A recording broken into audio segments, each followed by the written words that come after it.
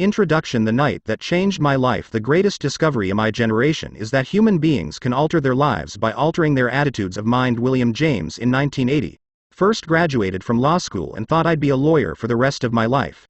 After all, that's what I'd wanted to do since my early teenage years. At first, everything went according to plan. After lots of studying that summer, I passed the bar examination and was admitted to practice law in New York. My personal life was also on the upswing. In early 1981, I married Dolores, a law school classmate. I was on my way to much success and happiness. Or so I thought. But, after practicing law for a few years, I realized I wasn't happy at all. Sure, there were some things I liked about being a lawyer. I enjoyed helping people resolve their disputes, especially when I could save them the agony of lengthy court proceedings. Yet, there were so many things about being an attorney that I disliked and that just seemed to drain the life out of me. Mounds and mounds of tedious paperwork and motions to be filed. Constant delays and postponements. It was not uncommon for a trial to be postponed 10 times. I dreaded going to work. I continued to grind out the work but grew more and more dissatisfied as an attorney. I was frustrated and very depressed. To put it bluntly, I didn't like my life, and saw no way that things were going to improve. Have you ever had a job where you dreaded going to work most days, where you felt the weight of the world on your shoulders each day? Well, that's how I felt. I was literally hunched over and in pain, both physically and emotionally. I looked much older than my years. I began to get headaches all the time, and my stomach was constantly churning. Fearing that I had some serious health problem, I saw some doctors and they ordered a battery of tests. Every test came back with the same result. They couldn't find anything physically wrong with me. One of the doctors suggested that I take Maalox to calm my upset stomach. Spiritually, I was dead. Nothing in my life had much meaning. This day-to-day drudgery was also affecting my appearance. Although I was in my late 20s, I looked like I was 40. In the early part of 1985, shortly after I had turned 30 years old, I was burned out. And, one particular evening, while sitting alone in my den, I knew that something had to change. Not knowing what to do, I simply said out loud, "There's got to be more to my life than this. There's got to be more than this misery and unhappiness." Help comes from an unlikely source. Later that night, I was watching TV in the den. It was around 1 a.m., and my wife, Dolores, had already gone to bed. But I was feeling so down I couldn't sleep. I channel surfed, looking for something to occupy my time. I tuned into, of all things, an infomercial. "You are not what you think you are, but what you think you are." Dr. Norman Vincent Peale. Normally, I would have changed that channel in a fraction of a second, but for some reason, I listened. The product being peddled was called the Mental Bank and was endorsed by actress Florence Henderson of Brady Bunch fame. The Mental Bank was a home study course that explained how everything we achieve in life is based upon our subconscious beliefs. I felt so desperate at that point that I decided to go for it. I pulled out my credit card and ordered the program. That night in my den was the turning point of my life. By the way, when I sheepishly told Dolores what I had done a day or two later, she was shocked. "You did what?" she asked in amazement. It's not that she objected to the purchase, it was just so out of character for me to buy something like that on impulse, and worse yet, from a TV infomercial. Several days later, the Mental Bank program arrived at my doorstep, and I was fascinated and excited to begin learning how our thoughts determine the quality of our lives. Prior to that time, I had never heard these ideas. Unfortunately, they don't teach you this stuff in school. The Mental Bank program spurred me to seek out other motivational resources. I began to read books by Napoleon Hill, Og Mandino, Norman Vincent Peale, and Robert Schuller. I started reading the Bible on a regular basis, and I eagerly listened to inspiring and then suddenly found a stream of water. Now, I can't tell you that everything in my life changed overnight, because it didn't happen that way. But, from the moment I began to change from a negative attitude to a positive attitude, I started to get significant results. I felt better. I had more energy. And I started to achieve goals that I would never have accomplished before, all because of a change in my attitude. I'm also happy to report that when people now ask how old I am and I say 44, they invariably reply, "You look so much younger." It's all in the attitude. From lawyer to motivational speaker, I continued my self-study program in my spare time, while I worked full-time as a lawyer. The positive thinking was helping my attitude at work, but I felt a passion for my hobby that I never felt for my work, and I dreamed about the day I could walk away from my job. In 1989, after 4 years of intensive research about attitude and motivational concepts, I agreed to present some adult education seminars in the Evenings at a local high school. I was to be paid $30 for each 2-hour class. Not the kind of money that lets you quit your day job. Never underestimate your power to change yourself. H. Jackson Brown Jr. As I stood in front of the class to start my first seminar, I was petrified. My heart was pounding and I was sweating. But somehow I managed to muster the courage to just do it. The students loved the class, and I got a real adrenaline rush from presenting the material that had revolutionized my own life and that had the power to do the same for others. I was on my way. Eventually, the speaking fees grew a little larger, and in 1990, I decided to phase out my law career over the next few years. This wasn't a simple decision. I had gone to 4 years of college and 3 years of law school to obtain my law degree. On top of that, I had spent 10 years of my life as a practicing lawyer. When you have that much invested in a career, it's not so easy to walk away. Then, of course, there was the money issue. As a lawyer, I was on track to earn $100,000 in a few years, and I'd be earning that much and more for the rest of my professional career. Taking a stand. Although I was earning a little more income from my new hobby, I realized that I'd have startup expenses in launching my new enterprise. Fortunately, Dolores and I had saved some money over the years. To supplement my income, I began to sell a line of merchandise with my unique "Attitude is Everything" logo. But there was no way to avoid it. I'd have to take a huge financial step backward to start my new business, at least in the beginning. A positive attitude is a person's passport to a better tomorrow. Unknown, and yet, it was time to move on. I felt as if I was being pulled out of the legal profession and into my new career. Whenever I spoke to an audience or wrote a motivational essay, I was so invigorated and full of life. I knew that's where I belonged. So, I made a gradual transition, working 4 days a week as a lawyer, then 3 days a week, and then 2 days a week until, in 1992, I began working full-time as a motivational speaker and writer. Trust me, my mother wasn't thrilled when I told her that I was giving up the practice of law to speak about attitude. After all, it doesn't carry the prestige of saying, "My son is a lawyer." But these are issues you have to deal with when you take a stand in life. You have to face the fact that some people will disapprove of your decision. I also learned that you often have to let go of some things in your life and take a few steps backward before you can move forward in a new direction. Part of the price I had to pay was giving up the money, prestige, and security of my legal career. By the way, as it turned out, my mother became very supportive of my new career, especially when she saw that I was making progress and that I really enjoyed my work. Why am I telling you all this about my career transition? It's not to impress you with what I've done. Believe me, I've made plenty of blunders and mistakes along the way. I'm sharing my story because I want you to know how drastically my life changed and how much better it got when I made a change in my attitude. Proof positive that, indeed, attitude is everything. How you'll benefit from this book. Some final thoughts before we launch right into this material. This book can help you, no matter how positive or negative you are right now. Think, act, and talk with enthusiasm, and you'll attract positive results. Michael LaBeouf. If you're negative, don't despair. You can use these concepts to develop and maintain a positive attitude and to achieve incredible breakthroughs in your life.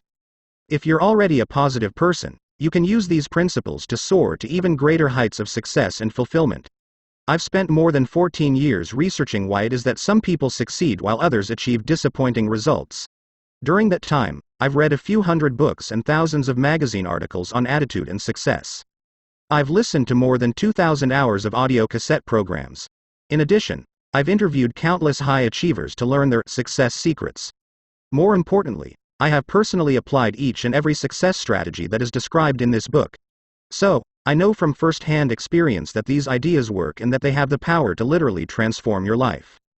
Please don't misunderstand me. I don't claim to be a know-it-all on these subjects. Far from it. I consider myself a work in progress, and I continue to learn every day. However, I know what it's like to have a negative attitude, because that's the kind of attitude I had for the first 30 years of my life. I know what it's like to doubt yourself and your abilities, because that's what I did for 30 years.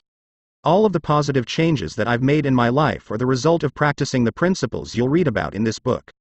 Think, Speak, Act. This book is conveniently divided into 3 parts, and each part contains a series of lessons. So, if you ever need reinforcement in a particular area, it will be easy for you to turn to that lesson and reread it.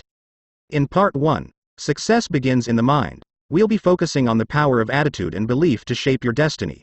You'll learn how your success initially depends on the way that you think. In Part 2, Watch Your Words, we'll concentrate on the way that you speak, how your attitude is reflected in your words, and how positive language can help to propel you toward your goals. In Part 3, Heaven Helps Those Who Act, we'll cover the final leg of our journey. Even if you think positively and speak positively, you won't achieve your dreams until you act. You can't sit back and just expect success to pay you a visit. In this section, you'll learn the action steps that will turn your dreams into reality. When you think, speak, and act in ways that support your success, you're firing on all cylinders and on the way to achieving phenomenal results in your life. Lesson 1: Your attitude is your window to the world. Better keep yourself clean and bright. You are the window through which you must see the world. George Bernard Shaw. It was just after 1 p.m. and Sarah was getting hungry. She had put in a few productive hours of work at her desk and decided to get a bite to eat at a nearby coffee shop. A few minutes later, Sam walked into the coffee shop. He, too, was on his lunch break. Sam sat down at a table a few feet away from Sarah. The same waitress served Sarah and Sam that afternoon. Each customer waited about the same amount of time before the waitress took the order. Each of them received their meal around the same time. Each of them was served well-prepared, wholesome food. And each waited the same amount of time for the waitress to deliver the check. But that's where the similarities ended. Sarah had walked into the coffee shop with a smile, a spring in her step, and a very positive outlook on the world. It was plain for everyone to see. Her body language and her posture reflected her optimism. Sarah had a delightful lunch, exchanged some pleasant conversation with the waitress, and went back to work with a recharged battery. Attitudes are a secret power working 24 hours a day, for good or bad. Unknown Sam, on the other hand, had entered the coffee shop with a scowl on his face. He looked like he'd been sucking on sour pickles all morning. He was hunched over and tense. His body language cried out, "Stay away from me." He was annoyed when the waitress didn't take his order immediately. He was annoyed at how long it took for his meal to arrive. He complained about the food, and was furious when he didn't get his check right away. Why did Sarah and Sam have such different experiences in the coffee shop? Remember that each was treated in exactly the same way. It comes down to this. Sarah sees the world with a positive attitude. Sam sees the world with a negative attitude. The definition of attitude: think of your attitude as the mental filter through which you experience the world. Some people see the world through the filter of optimism, the glass being half full, while others see life through a filter of pessimism, the glass being half empty. Let me give you some examples to explain the difference between a positive attitude and a negative attitude. The person with the negative attitude thinks, "I can't." The person with the positive attitude thinks, "I can." The person with the negative attitude dwells on problems. The person with the positive attitude concentrates on solutions. The person with the negative attitude finds fault with others. The person with the positive attitude looks for the good in others. The person with the negative attitude focuses on what's missing. The person with the positive attitude counts his or her blessings. The person with the negative attitude sees limitations. The person with the positive attitude sees possibilities. I could go on and on with examples, but I'm sure you get the idea. When I talk to audiences about attitude, I often like to use word pictures. They help people to understand and remember what I said. Let me paint this picture for you. Your attitude is your window to the world. Everyone starts with a clean mental window. Let's take a few moments to discuss why I say that your attitude is your window to the world. We all start out in life with a good attitude, or, should I say, a clean mental window. Just watch young children. They're always laughing and giggling. They have a sunny disposition. They love to explore new things. You can always control circumstances. But you can control your own thoughts. Charles Popplestone: consider the attitude of a child who's learning to walk. When he stumbles and falls down, what does he do? I'll tell you what he doesn't do. He doesn't frown or blame the carpet. He doesn't point fingers at his mother or father for giving him lousy instructions. He doesn't quit. Oh, no, he smiles, gets up again and makes another attempt. And another. He keeps going for weeks and weeks with a positive attitude until he gets it right. His window is squeaky clean, and he feels like he can conquer the world. But as you know, there comes a point where life starts throwing some dirt at our windows. And here's what happens. Our windows get splattered by criticism from parents and teachers. Our windows get smudged by ridicule from peers. Our windows get smeared by rejection. Our windows get soiled by disappointments. Our windows get clouded by doubt. The problem is, the dirt keeps building up, and all too many people do nothing about it. They continue to go through life with a filthy window. They lose their enthusiasm. They get frustrated and depressed. And most tragically, they give up on their dreams, all because they failed to clean their attitude window. That's the road I was traveling down. I had a dirty window when I was an attorney. And the longer I stayed in that field, the filthier my window got. I saw no possibilities. How could I? My window was splattered with the mud of negativity. Wash your window. But then, by the grace of God, I learned that all I had to do was clean off my window. I had to improve my attitude so I could see the world clearly again. After I removed the grime from my window, a whole new world opened up for me. The frustration and depression lifted. I had more confidence. For the first time in many years, I could see the magnificent possibilities that life had to offer. And I was able to make a career transition and do work that I absolutely love. When you really think about it, I'm in the business of helping people to clean off their windows to get a better attitude. Do you see what I mean when I say that attitude is your window to the world? Can you appreciate how your attitude affects the way you see everything in your life? More importantly, are you beginning to see those areas where your window needs to be washed? You control your attitude. It's your job to keep your window clean. Sure, I can give you a little encouragement. And other people can encourage you, too. But in the end, nobody else can do it for you. There is nothing either good or bad, but thinking makes it so. William Shakespeare. You see, you always have a choice. You can leave the filth on your window and look at life through a smeared glass. But there are consequences to that approach, and they're not very pretty. You'll go through life negative and frustrated. You'll be unhappy. You'll achieve only a fraction of what you're capable of achieving. There's a better way. When you choose to take out your squeegee and clean your window, life will be brighter and sunnier. You'll be healthier and happier. You'll set some ambitious goals and begin to achieve them. Your dreams will come alive again. Still doubting whether you really have the power to change your attitude? Perhaps you're thinking, Jeff, that's easy for you to say. Your attitude wouldn't be so good if you had my problems. Granted, some really devastating things may have happened to you. You may have endured much suffering. Perhaps you're going through some tough times right now. But, even under the worst circumstances, I still contend that you have the power to choose your attitude. I'm not saying it's easy, but the fact remains, the choice is yours. Let me tell you about a man who is well qualified to speak on the subject of attitude. His name is Dr. Viktor Frankl, and he went through hell on earth and managed not only to survive but to inspire millions of people. You see, Viktor Frankl endured years of horror as a prisoner in the Nazi death camps. A happy person is not a person in a certain set of circumstances, but rather a person with a certain set of attitudes. Hugh Downs. To make matters worse, his father, mother, brother and his wife died in camps or were killed in gas chambers.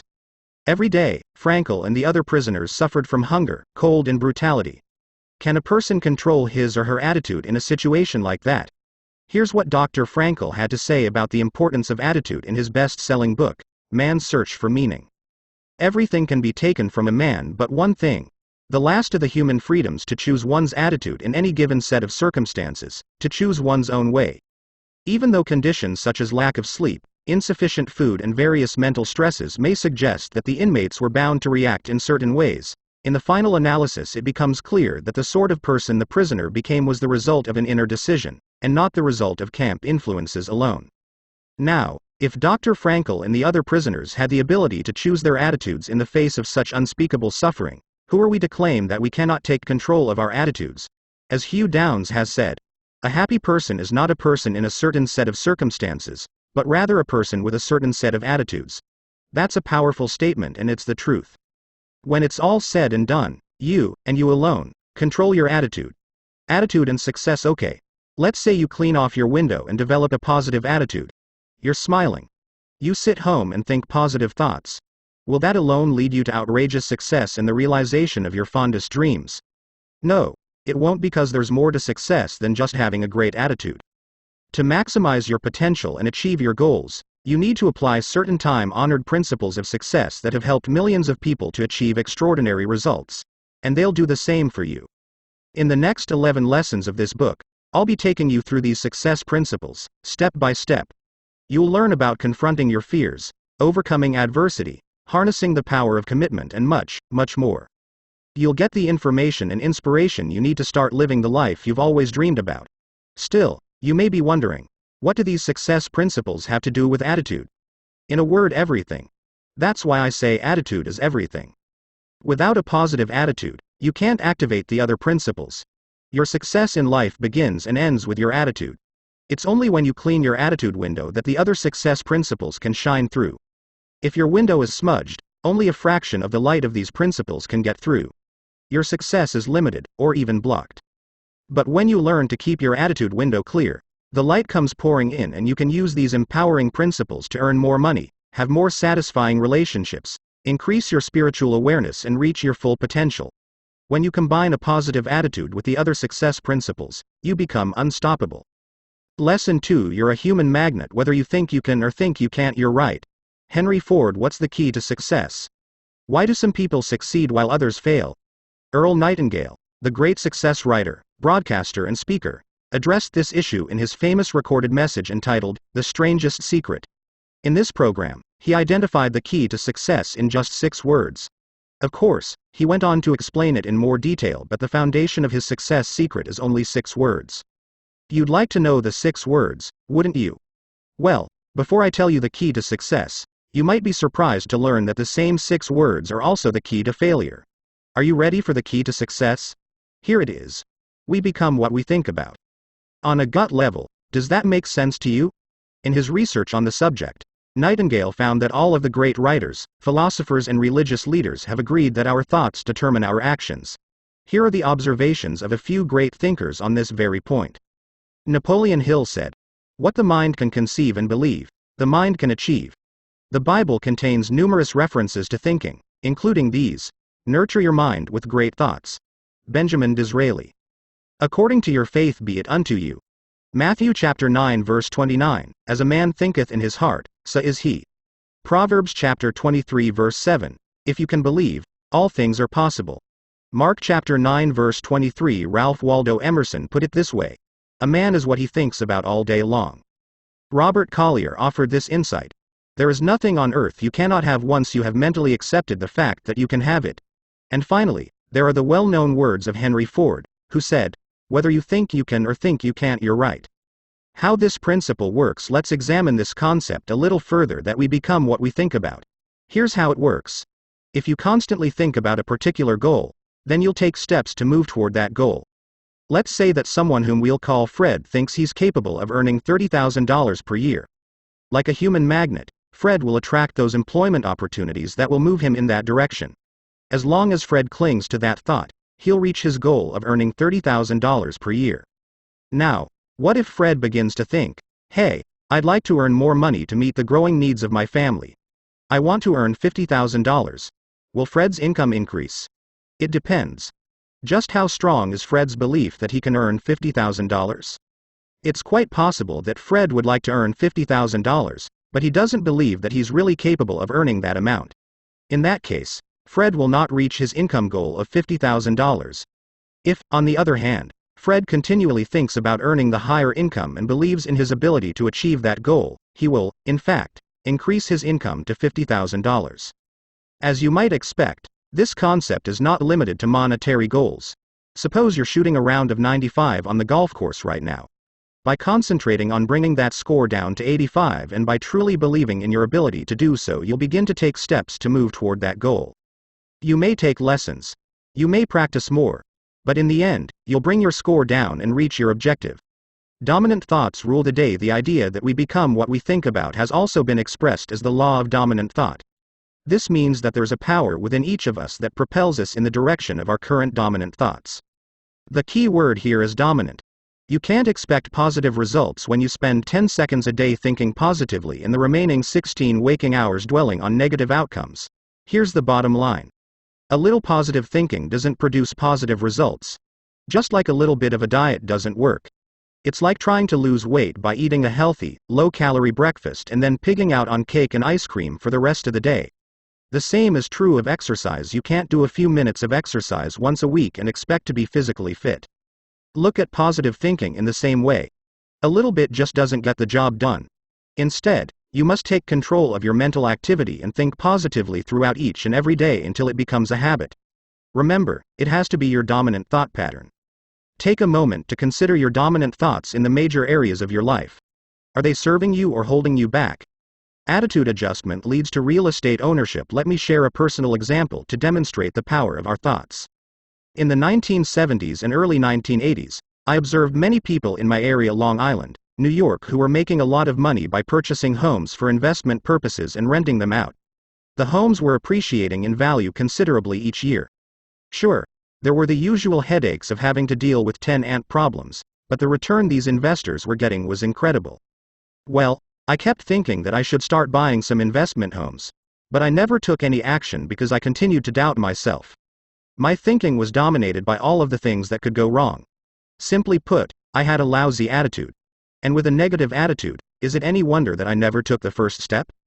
They can because they think they can. Virgil, however, after I started reading books and listening to tapes on the power of attitude and belief, I decided to change my attitude about real estate investment. In the summer of 1986, I decided that before the end of that year I would purchase 2 investment homes. This time, I wasn't going to allow any negative thoughts to creep into my mind. For 6 months, I focused my thinking on one thing: owning 2 investment homes. I wrote down my goals several times each day and referred to them often. I believed, at the deepest level of my being, that I'd own 2 homes before the end of the year. In the evenings and on weekends, I went with real estate agents to look at homes.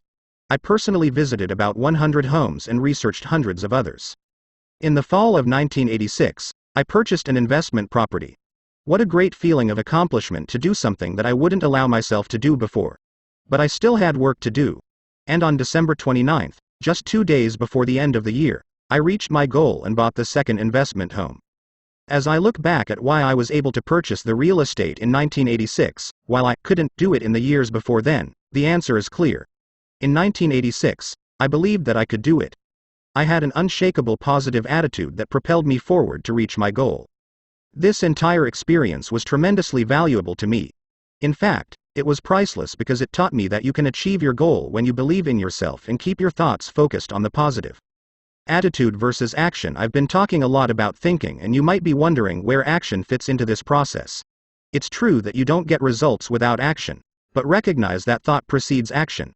I always knew the actions that I'd have to take to buy those investment properties: contact realtors, visit properties, review newspaper listings, and so on. But I never took the first step as long as I had a negative attitude.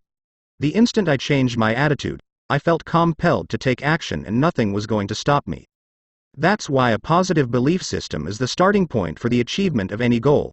When your dominant belief is that you can achieve your goal, you begin taking the actions necessary to move in that direction. Your circumstances reflect what you've been thinking about. Face this fact. Your beliefs brought you to where you are today, and your thinking from this point forward will take you to where you'll be in the future. In fact, your results in every area of your life reflect your deeply held thoughts about yourself. Consider your finances. What are your beliefs in this area? Are you constantly thinking about not having enough money? Dwell on that thought, a lack of funds, and you block the flow of money to you. And then, there's the matter of relationships. If you think that you don't deserve much, you attract friends and partners into your life who won't treat you very well. I'll bet you know someone who always seems to go out with the wrong person. In fact, the last 29 people they've gone out with were wrong for them. Do you think this is a mere coincidence? Oh, no, there is a deeply held belief inside that individual that attracts these people into his or her life. And whether we're talking about finances, relationships, or careers, the fact remains. If your thoughts don't change, your results won't change. Change your thinking. Fortunately, there's exciting news. You can change your thoughts, thereby changing your results. Here's how. For starters, become aware of what you say to yourself all day. Each of us has an internal voice. In other words, we talk to ourselves. Too often, however, what we say is negative, critical, and self-limiting. Perhaps you find yourself thinking, "I can't do this," or "I always mess things up." These thoughts work against you. Instead, repeat to yourself that you can and will accomplish your goal. What we sincerely believe regarding ourselves is true for us. Orison Swett Marden. As we'll discuss more fully in part 2 of this book, it's also important to become aware of the words you use on a regular basis. For example, do you put yourself down or talk about the things you could never have or achieve? Your mind hears every word you speak, and, like a magnet, you'll ultimately attract the events and circumstances that correspond to your dominant beliefs. So, make sure to use positive words about yourself and your goals. Repetition is the key. Here are 2 more action steps to help you become more positive and get the results you want. Step 1. Every day, read some positive, uplifting literature. Find 15-30 minutes in the morning to do this, and it's also a good idea to do some reading right before bed. There are literally thousands of motivational books and articles to choose from. Read whatever speaks to you. It could be the Bible or other spiritual material, or perhaps inspiring biographies. You'll find a wide selection of success books in the psychology and self-improvement section of any bookstore or library, so check them out. Step 2. Every day, listen to motivational cassette tapes. Nobody succeeds beyond his or her wildest expectations unless he or she begins with some wild expectations. Ralph Chaurel. You can listen to audio tapes in your car while commuting, at home, or during your exercise routine. The key is repetition. When you hear these messages over and over, they become part of you and you begin to implement them to improve your life. The tapes will get you thinking about your attitude and other success principles on a daily basis. Of course, cassette tapes are not a substitute for action. It's up to you to put these ideas to work. So, if you read something positive and listen to motivational cassette tapes every day, it will make a phenomenal difference in your life. I can tell you from personal experience that these techniques work if you have the discipline to stick with them. The lesson I've learned is this: change your thinking and you change your life. You will become what you think about. Don't count on overnight success. Before concluding, I'd like to clarify a few things about positive thinking and the power of our thoughts.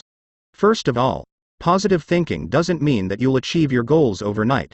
It's not as if you start thinking about making more money and the next morning you wake up and find a stack of dollar bills at your bedside. Not by a long shot. Success requires effort, commitment, and patience. And secondly, positive thinking doesn't mean you won't have any more problems. Believe me, you'll have plenty of setbacks along the way. However, if you continue to believe in yourself, take action and persist, you'll overcome those obstacles. Remember, you are constantly moving in the direction of your dominant thoughts. Everything you achieve in your lifetime flows from your thoughts and beliefs. Negative thinking yields negative results and positive thinking produces positive results. Keep your attitude window clean and bright so that the positive thoughts can come shining through. It simply makes no sense to think negative thoughts unless you want to get negative results. And I know you don't want that to happen. So, from this point forward, choose your thoughts wisely and use this powerful principle to get fantastic results in your life. Lesson 3: Picture your way to success. You must first clearly see a thing in your mind before you can do it. Alex Morrison. In a recent television interview, singer Celine Dion was asked if she ever dreamed at the start of her career that someday she'd sell millions of records and be on tour, singing in front of tens of thousands of people each week. The singer replied that none of this surprised her, as she had pictured the whole thing since she was 5 years old. She was not bragging, and has worked unbelievably hard to earn every bit of her success. What she learned at an early age was her ability to tap into the power of holding a vivid, powerful image to picture the star she wanted to become. World-class athletes also incorporate the power of imagery to reinforce in their mind exactly how they want to perform. Whether it's a figure skater completing a difficult jump, a tennis pro acing his opponent with a perfect serve, or a golfer driving the ball long and straight down the fairway, many top competitors mentally envision a successful outcome before actually achieving it in the real world. Visualization, however, is not something reserved solely for singers, athletes, or movie stars. In fact, it's something you've used since childhood to create the circumstances of your own life. Let me clarify what I mean. Visualization is often described as movies of the mind, inner pictures, or images. We all store pictures in our minds about the type of relationships we deserve, the degree of success we'll attain at work, the extent of our leadership ability, the amount of money we'll earn and accumulate, and so on. Mental movies from childhood. Where do these pictures come from? Well, we begin to develop our mental movies early in life. If we were criticized or felt unworthy as youngsters, we record the events and the feelings associated with those events as images in our minds. Because we frequently dwell on these pictures both consciously and subconsciously, we tend to create life situations that correspond to the original image. For example, you may still hold a vibrant image of being criticized by a teacher in elementary school. You felt humiliated in front of the whole class. Later on, when you were tempted to offer your opinion in school or in a group of people, you held back and kept quiet, all the while remembering, even if only on a subconscious level, how painful it was when you were criticized. The picture remains in your mind and exerts tremendous influence over your present actions. Imagination is more important than knowledge. Albert Einstein. Unfortunately, Many of us have not updated or revised our childhood movies, so we're continually producing results that fall short of our full potential. What follows are some techniques for using the power of visualization to improve virtually every aspect of your life. Take responsibility for your own movies. Not all mental pictures can be traced to your childhood. You're constantly generating mental movies based on your relationships, career experiences, and other events. No matter what the source of your mental images, there's one point that I want to drive home. You and only you are in control of your own movies. Let's try a short experiment. Think about an ice cream cone filled with your favorite flavor of ice cream. Does that create a picture or image for you? I'll bet it does. Okay, now think about an elephant. Can you see it? Change the color of the elephant to pink. In a fraction of a second, you formed an image of the pink elephant. Can you bring back the picture of the ice cream cone? Of course you can. Can you see what I mean? You have control over the pictures that occupy your mind. However, when you don't consciously decide which pictures to play, your mind will look into the archives and keep replaying old movies on file in your mental library. Change the meaning of the old movie. It doesn't serve you to deny what happened in a past experience, no matter how painful or disappointing. You can't, for instance, change the fact that you were criticized by the teacher. You can, however, alter your interpretation of the event. That is, at the time you were originally criticized, the meaning you might have assigned to the experience was, "I'm not good enough," or, "My opinions are worthless." While this was the interpretation of a child, you may have inadvertently carried it into your adult life. Today, though, you can consciously choose to view the situation differently. For example, the teacher may have disagreed with you, but it wasn't a statement about your intelligence or your overall worth as a person. Create new pictures. We can create new mental movies whenever we choose to do so. And when we develop and concentrate on new images that evoke powerful feelings and sensations, we'll act in ways that support those new pictures. So, the first step is to create an image of your desired outcome. You are limited only by your imagination. As you know, most people are terrified about public speaking. In survey after survey, it is listed as the #1 fear that people have ranked ahead of the fear of death. So, when most people are asked to even consider making a speech, what kinds of pictures do they run through their minds? They see themselves standing nervously in front of the audience. Perhaps they're having trouble remembering what they want to say. Run these images over and over on your mental screen and you can be sure that you won't have much success as a speaker. Instead, form a picture in your mind in which you're confidently giving your presentation. The audience members are listening to your every word. You look sharp. Your delivery is smooth. You tell a funny story and the audience is laughing. At the end, you get a warm round of applause. People come up afterward to congratulate you. Do you see how these kinds of mental images can help you to become a better speaker? Recognize, however, that the pictures in your mind are not fulfilled overnight. But, by being patient and by persistently focusing on these mental images, you'll automatically start acting in ways that support your vision. Picture your way to sales success. If you're involved in selling any product or service, it's vital that you see yourself succeeding on a consistent basis. If you're not getting the results you want, there's no question that you're holding on to pictures of sales mediocrity or sales disappointment as opposed to sales success. Right now, think about your next meeting with a prospect. In your mind, how do you see the encounter? Are you confident and persuasive? Are you enthusiastically explaining the benefits of what you're offering? Is the prospect receptive and interested in what you're saying?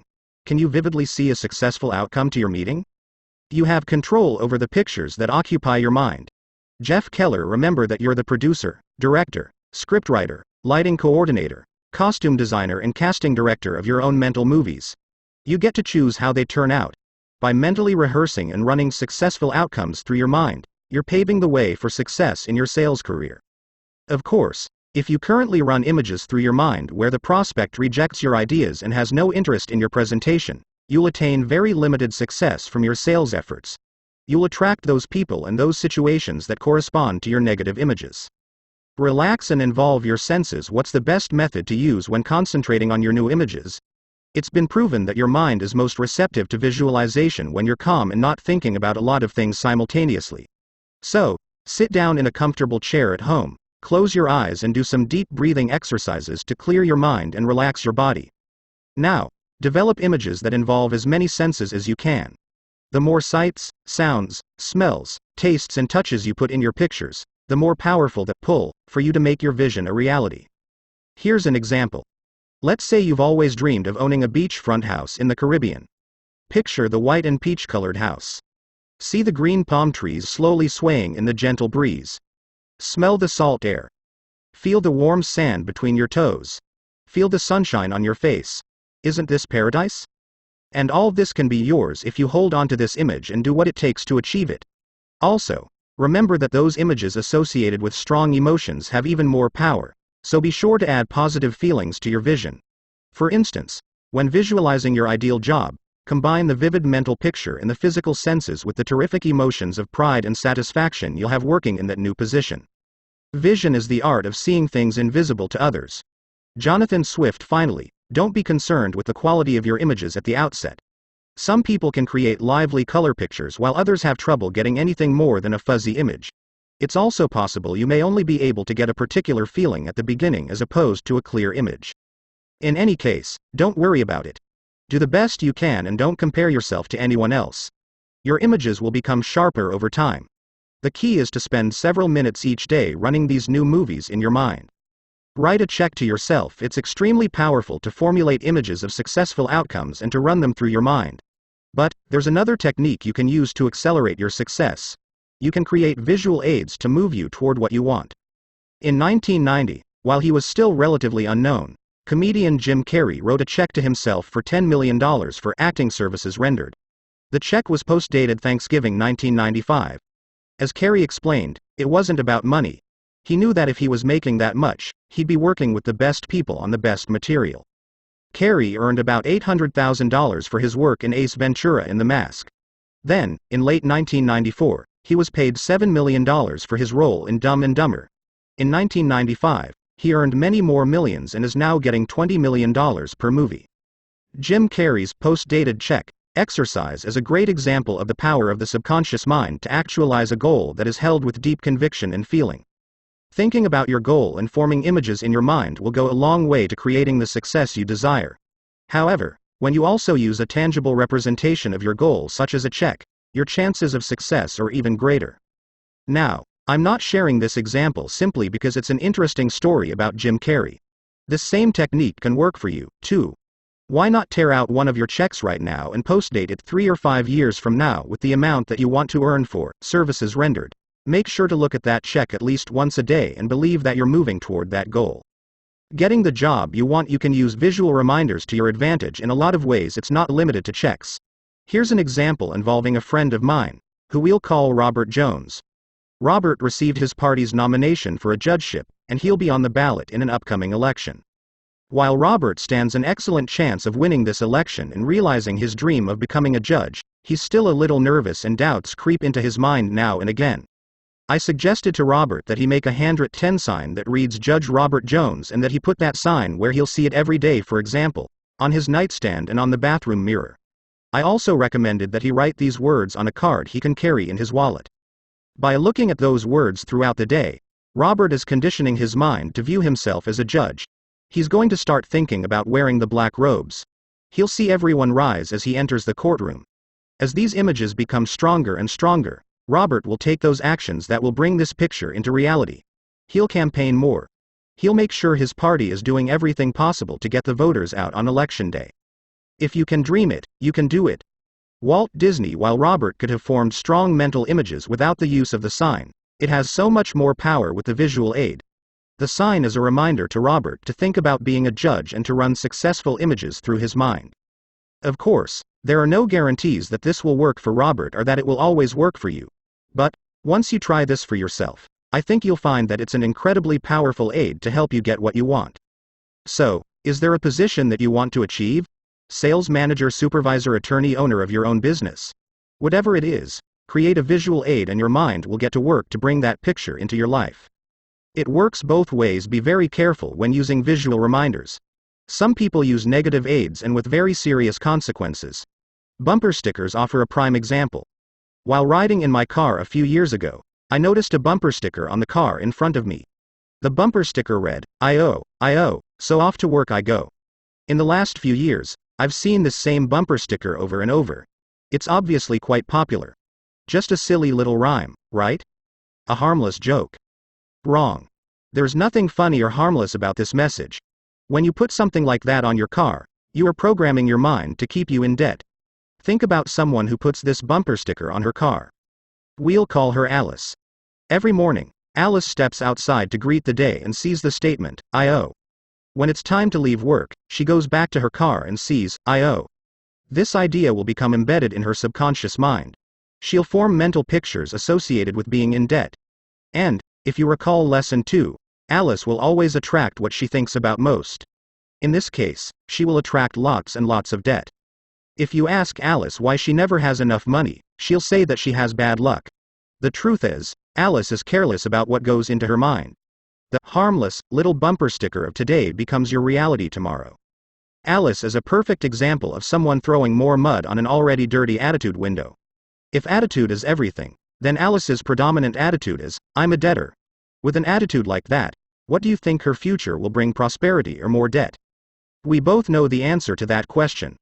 Lights, camera, action. Well, there you have it, some suggestions for creating and benefiting from your own mental movies. Remember, if you don't take control and develop your own movies, you'll continue to replay the old ones. If the old movies are serving you, that's great. But if they're holding you back in any way, get started today and use the incredible power of your mind to picture your way to greater success. Lesson 4: Make a commitment and you'll move mountains. What this power is, I cannot say. All I know is that it exists, and it becomes available only when a man is in that state of mind in which he knows exactly what he wants and is fully determined not to quit until he finds it. Alexander Graham Bell. I used to think I knew what commitment and persistence meant. Trying hard. Making a lot of attempts. However, I didn't grasp the true meaning of these concepts until I read a small paperback book entitled The Ultimate Secret to Getting Absolutely Everything You Want, by Mike Hernacki. Commitment is the essence of the ultimate secret. According to the author, the key to getting what you want is the willingness to do whatever it takes to accomplish your objective. Now, before your mind jumps to conclusions, let me add that in saying, whatever it takes, I exclude all actions which are illegal, unethical, or which harm other people. So, exactly what do I mean by this willingness? It's a mental attitude that says, if it takes 5 steps to reach my goal, I'll take those 5 steps. If it takes 55 steps to reach my goal, I'll take those 55 steps. If it takes 155 steps to reach my goal, I'll take those 155 steps. Of course, at the outset, you usually won't know exactly how many steps will be required to reach your goal. This doesn't matter. To succeed, all that's necessary is that you make a commitment to do whatever it takes regardless of the number of steps involved. Where does persistence fit in? Persistent action follows commitment, that is, you first must be committed to something before you'll persist to achieve it. Once you've made a commitment to achieve your goal, then you'll follow through with relentless determination and action until you attain the desired result. The magic of commitment: when you make a commitment and are willing to do whatever it takes, you begin to attract the people and circumstances necessary to accomplish your goal. For instance, once you devote yourself to becoming, say, a best-selling author, you might suddenly bump into a literary agent or discover a television program offering advice on this very topic. It's not as if these resources never existed before. It's just that your mind never focused on finding them. Once you commit yourself to something, you create a mental picture of what it would be like to achieve it. Then, your mind immediately goes to work, like a magnet, attracting events and circumstances that will help bring your picture into reality. It's important to realize, however, that this is not an overnight process. You must be active and seize the opportunities as they appear. The magic which flows from commitment has never been more eloquently or more accurately described than in the following words by W. H. Murray. Until one is committed, there is hesitancy, the chance to draw back, always ineffectiveness. Concerning all acts of initiative and creation, there is one elementary truth, the ignorance of which kills countless ideas and splendid plans: that the moment one definitely commits oneself, then providence moves, too. Effort only fully releases its reward after a person refuses to quit. Napoleon Hill. All sorts of things occur to help one that would otherwise never have occurred. A whole stream of events issues from the decision, raising in one's favor all manner of unforeseen incidents and meetings and material assistance, which no man could have dreamt would have come his way. Doors will open. Here's another miraculous feature of the power of commitment. You don't have to know at the outset how to achieve your goal. Sure, you'll be better off if you have a plan of attack, but it's not essential that every step be mapped out in advance. In fact, when you have the willingness to do whatever it takes, the right steps are often suddenly revealed to you. You'll meet people you never could have planned to meet. Doors will unexpectedly open for you. It might seem like luck or good fortune is smiling on you. In truth, you'll have created these positive events by making a commitment and, thus, instructing your mind to look for them. Here's an example of how a door unexpectedly opened for me. In 1989, I started writing motivational articles. I'd learned about the power of a positive attitude and the other success principles, and I was committed to sharing this information with others who could benefit from it. But I had no idea where to start. Do I send my articles to newspapers, submit them to magazines, write my own book? The first thing I did was submit an article to a local newsletter for people involved in training and human resources. That article was printed in the summer of 1990. A few months later, I got a phone call from a gentleman named Stuart Kamen, a freelance writer who also worked with businesses to produce newsletters.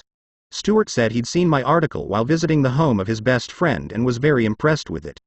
Then he asked me, "Have you ever thought of writing a newsletter?" Quite frankly, I hadn't thought of doing my own newsletter. We arranged a meeting and Stuart explained how we could work together to produce a newsletter that would make these self-development concepts available to thousands of people. With ordinary talent and extraordinary perseverance, all things are attainable. Sir Thomas Buxton. About 1 month later, the first issue of Attitude is Everything newsletter was published. And we've been going strong for more than 9 years and have reached hundreds of thousands of people with this life-changing information. How did it all happen? I was committed to sharing these principles with others. I had a positive attitude. I started writing. And then, Stuart Kamen, a complete stranger, entered my life, someone who knew just how to turn my dream into reality. The magic of commitment. A word of caution before you get too excited about waltzing easily toward your goals. I caution you. Even with a commitment, everything won't be rosy on your path. Life will test you to see how serious you are about achieving your objective. Obstacles will arise. You'll make mistakes and suffer disappointments and setbacks, some of which may be quite severe and even tempt you to abandon your goal. That's when it becomes important to follow the sage wisdom of Winston Churchill, who said, "Never, never, never give up." Or the advice provided by James J. Corbett. You become a champion by fighting one more round. When things are tough, you fight one more round. If you've made a commitment to accomplish a goal, you can overcome temporary defeats and you will triumph. Commitment pays off. For aspiring novelist. A few years ago, American Way magazine carried a fascinating interview with best-selling novelist David Baldacci. Baldacci is the author of the immensely successful novels Absolute Power, Total Control and The Winner. Millions of copies of his books have been sold. Let me assure you, however, that Baldacci was no overnight success. His accomplishments and financial achievements were the result of his total commitment to developing his talents as a writer. Like me, Baldacci started out as a lawyer. He started law school in 1983 and didn't give any thought to becoming a best-selling novelist. He simply enjoyed writing. Yet, at the outset, Baldacci knew that he didn't have the necessary writing skills. So he made a commitment, as he put it, to learn the craft of writing. For the first 5 years, he didn't finish any of his projects. Every day, he just worked on characters, plot development and other writing basics. One person with a commitment is worth more than 100 people who have only an interest. Mary Crowley. At the time, he was a practicing lawyer, and he and his wife had 2 young children. When did he find the time to do this writing? Baldacci worked on his writing every night from 10 p.m. until 2 a.m. Now, that's a commitment to do whatever it takes. He pointed out, however, that he had fun writing. It wasn't a chore.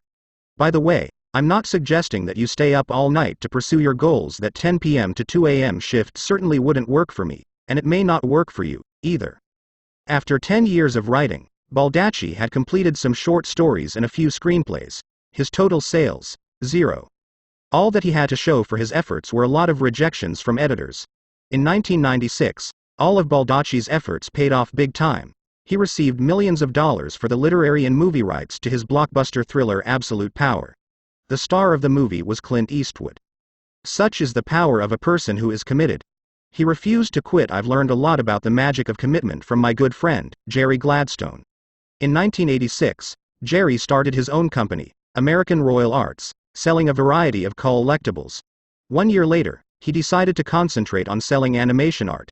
He secured licenses with Warner Brothers, Hanna-Barbera and other, smaller studios. But he realized that to really grow his business, he needed to sell Disney art. For 3 years, he wrote letters and called Disney headquarters requesting permission to sell Disney art. Each time, he got the same answer from Disney. No, that didn't stop Jerry. He kept contacting Disney executives. One executive finally had just about all she could take of Jerry. So she told him, in a voice and tone reminiscent of Maleficent from Sleeping Beauty, the evil queen from Snow White and Cruella de Vil from 101 Dalmatians all rolled into one, you'll never get a Disney license. The rewards for those who persevere far exceed the pain that must precede the victory. Ted Engstrom time to give up, right? Not Jerry. Through all these rejections, he kept a great attitude. He called more executives at Disney. And then one gentleman at Disney, hoping to get rid of Jerry once and for all, said, well, the only two places we would consider allowing a gallery offering Disney artwork to open would be either Minnesota or Massachusetts. Jerry's business was in New York, and he had no desire to open a gallery in a remote location. Guess what Jerry did? He flew to Boston the very next day. And by the end of the day, he had signed a lease for a place on Newbury Street in Boston. He called the Disney executive to report that he had the Massachusetts location. They both had a good laugh. And then the executive said to Jerry, if you had the courage to go up to Boston the next day and open a place just like that, we had to put you on the Disney program. Within a few weeks, Jerry opened the Boston Gallery featuring the Disney line. Within a year, he was given permission to market the Disney line through his New York store. Jerry has now done business with Disney for 10 years. He has sold millions of dollars of Disney art and is the largest volume Disney animation art dealer in the world. Talk about commitment, talk about keeping a good attitude in the face of rejection. Jerry was going to get the Disney license no matter what it took. Just ask Jerry, and he'll tell you, in a New York minute, that attitude is everything. As long as it takes, I'd like to share with you the story of Benjamin Roll, who lives in Newport Beach, California. In 1990, at the age of 67, Roll graduated from law school.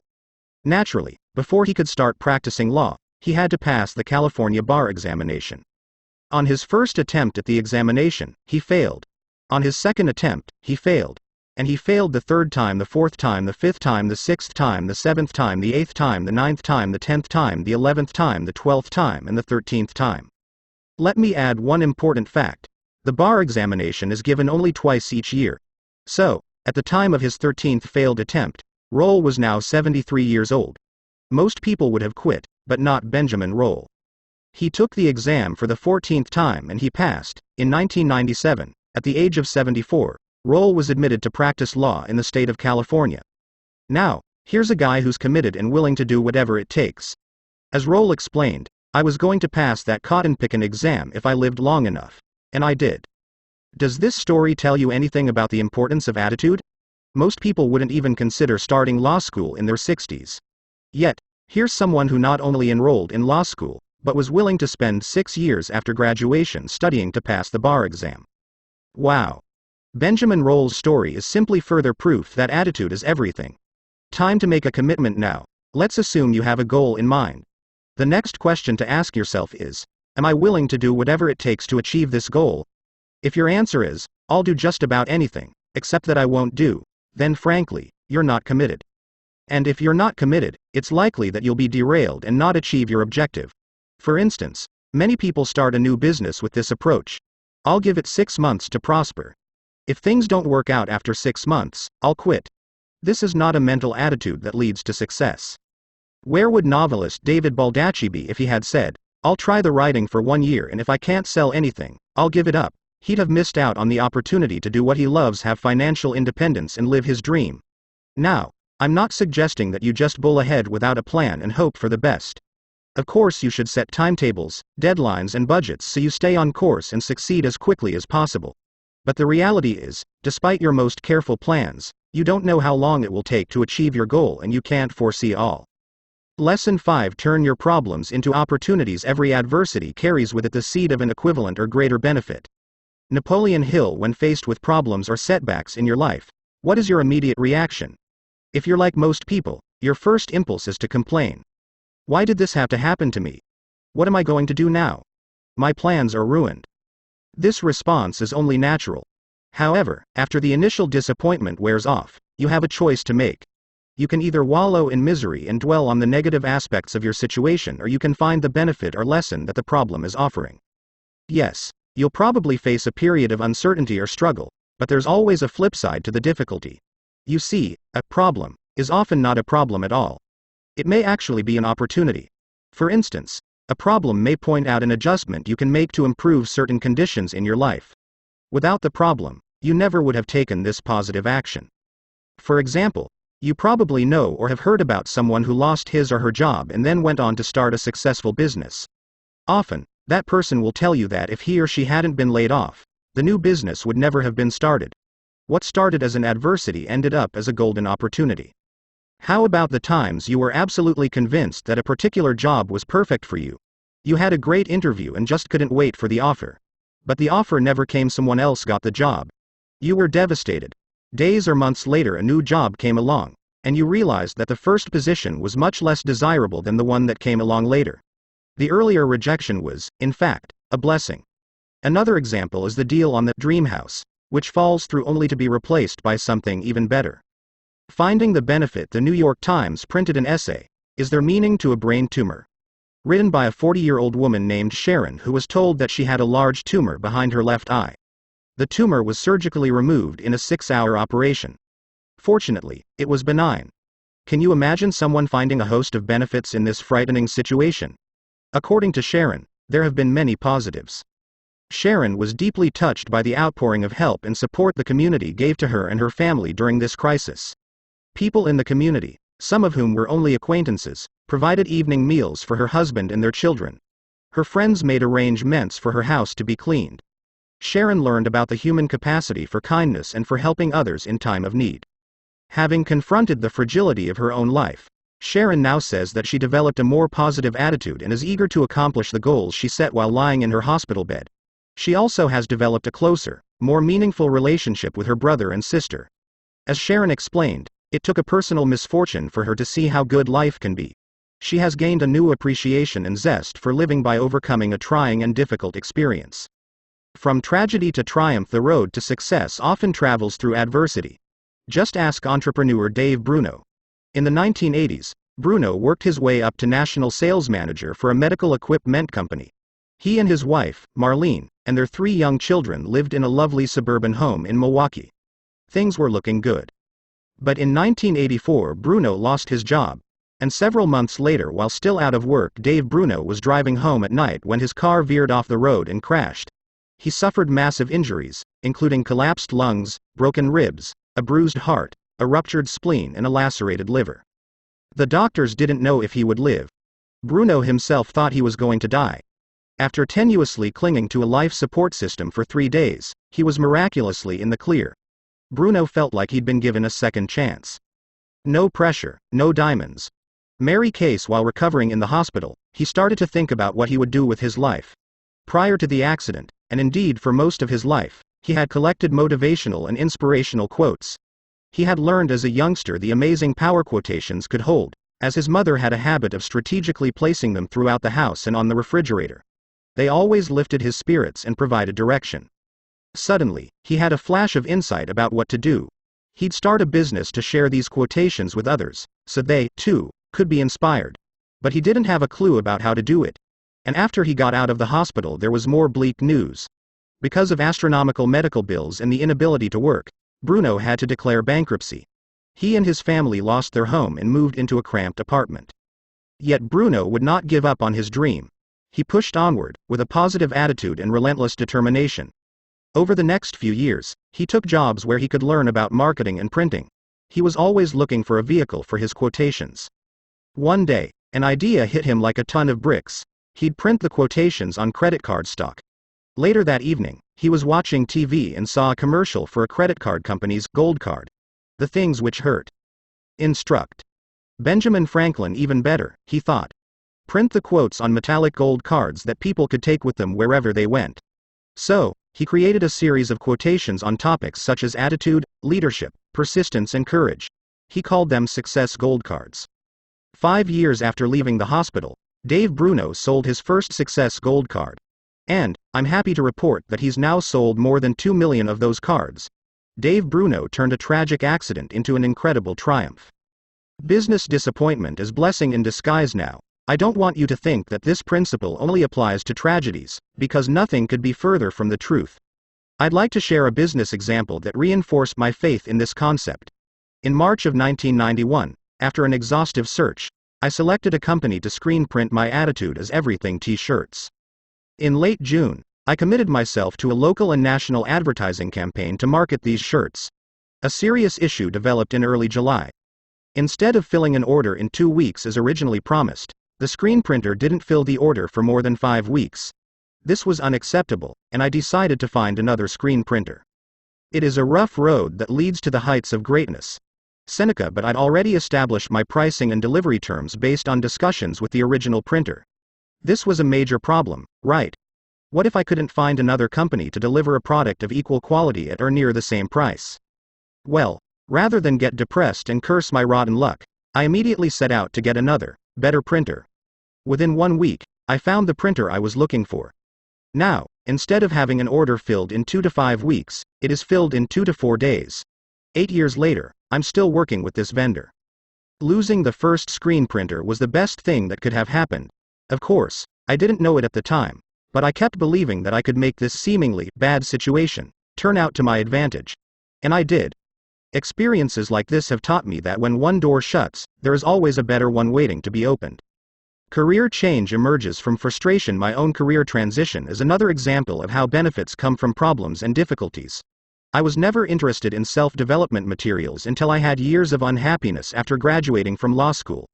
I only found these principles after I'd reached a low point in my life. I now realize that all the miseries I endured were really blessings in disguise. I can see, quite clearly, how the events of my life set me up for what was to come. I had to go through the tough times and the unhappiness and to break through that low mood so I would understand the power of a positive attitude. So, when someone tells me they're discouraged, or it's obvious they have a negative attitude, I know what that feels like. I've been there.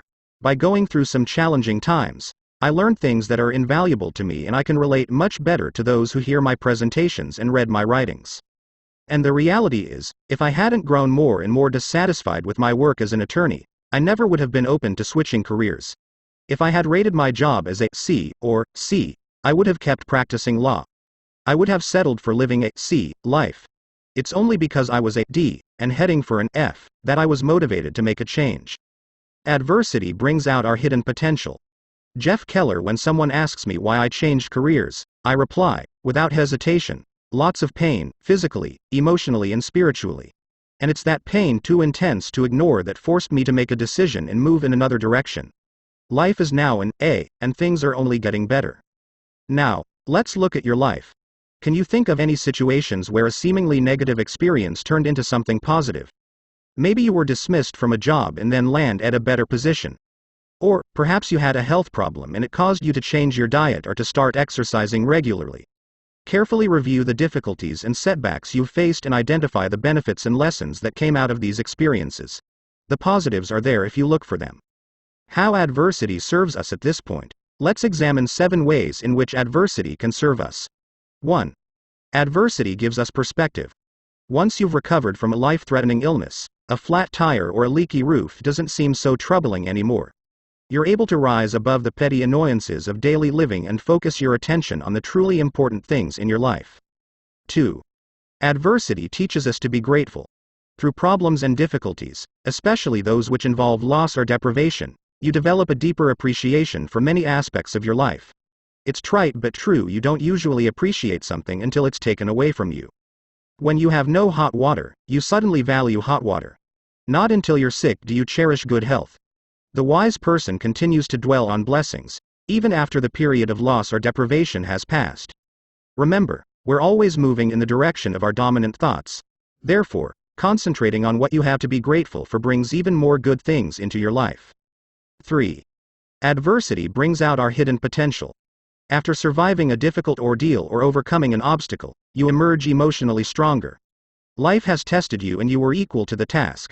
Then, when the next hurdle appears, you're better equipped to handle it.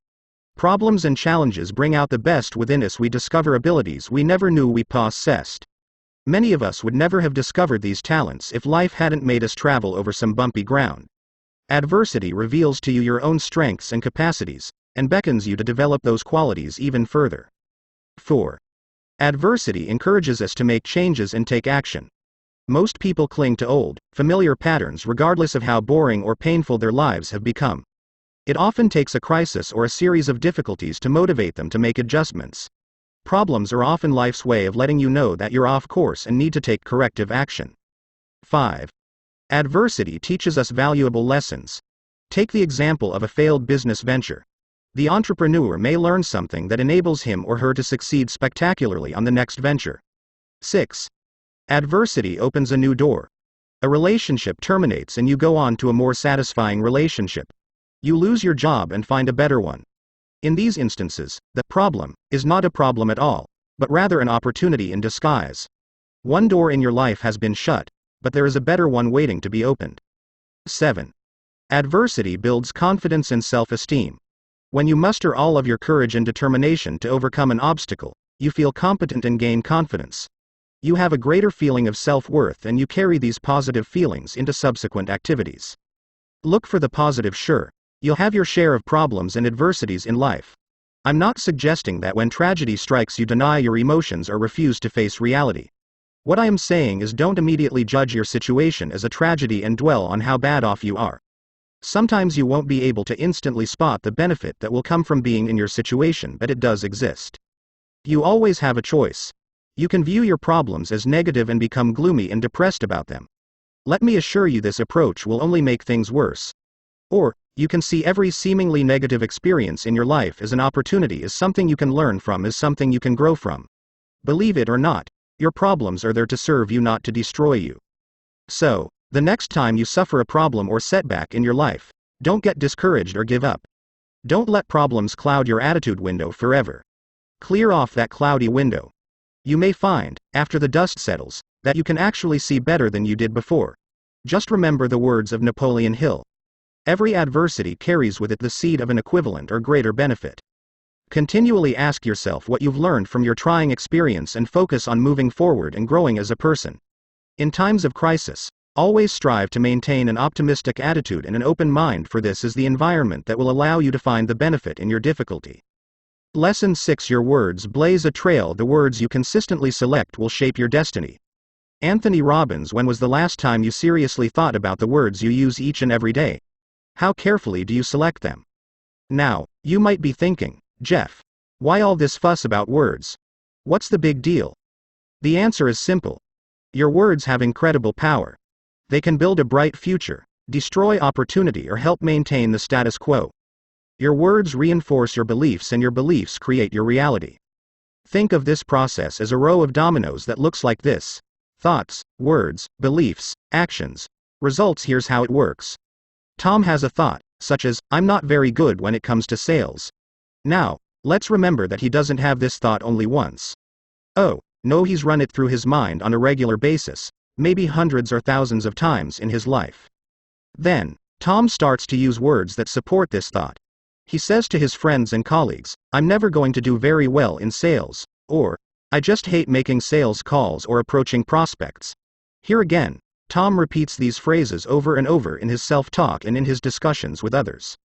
This, in turn, strengthens his beliefs, and it's at this stage where the rubber really meets the road.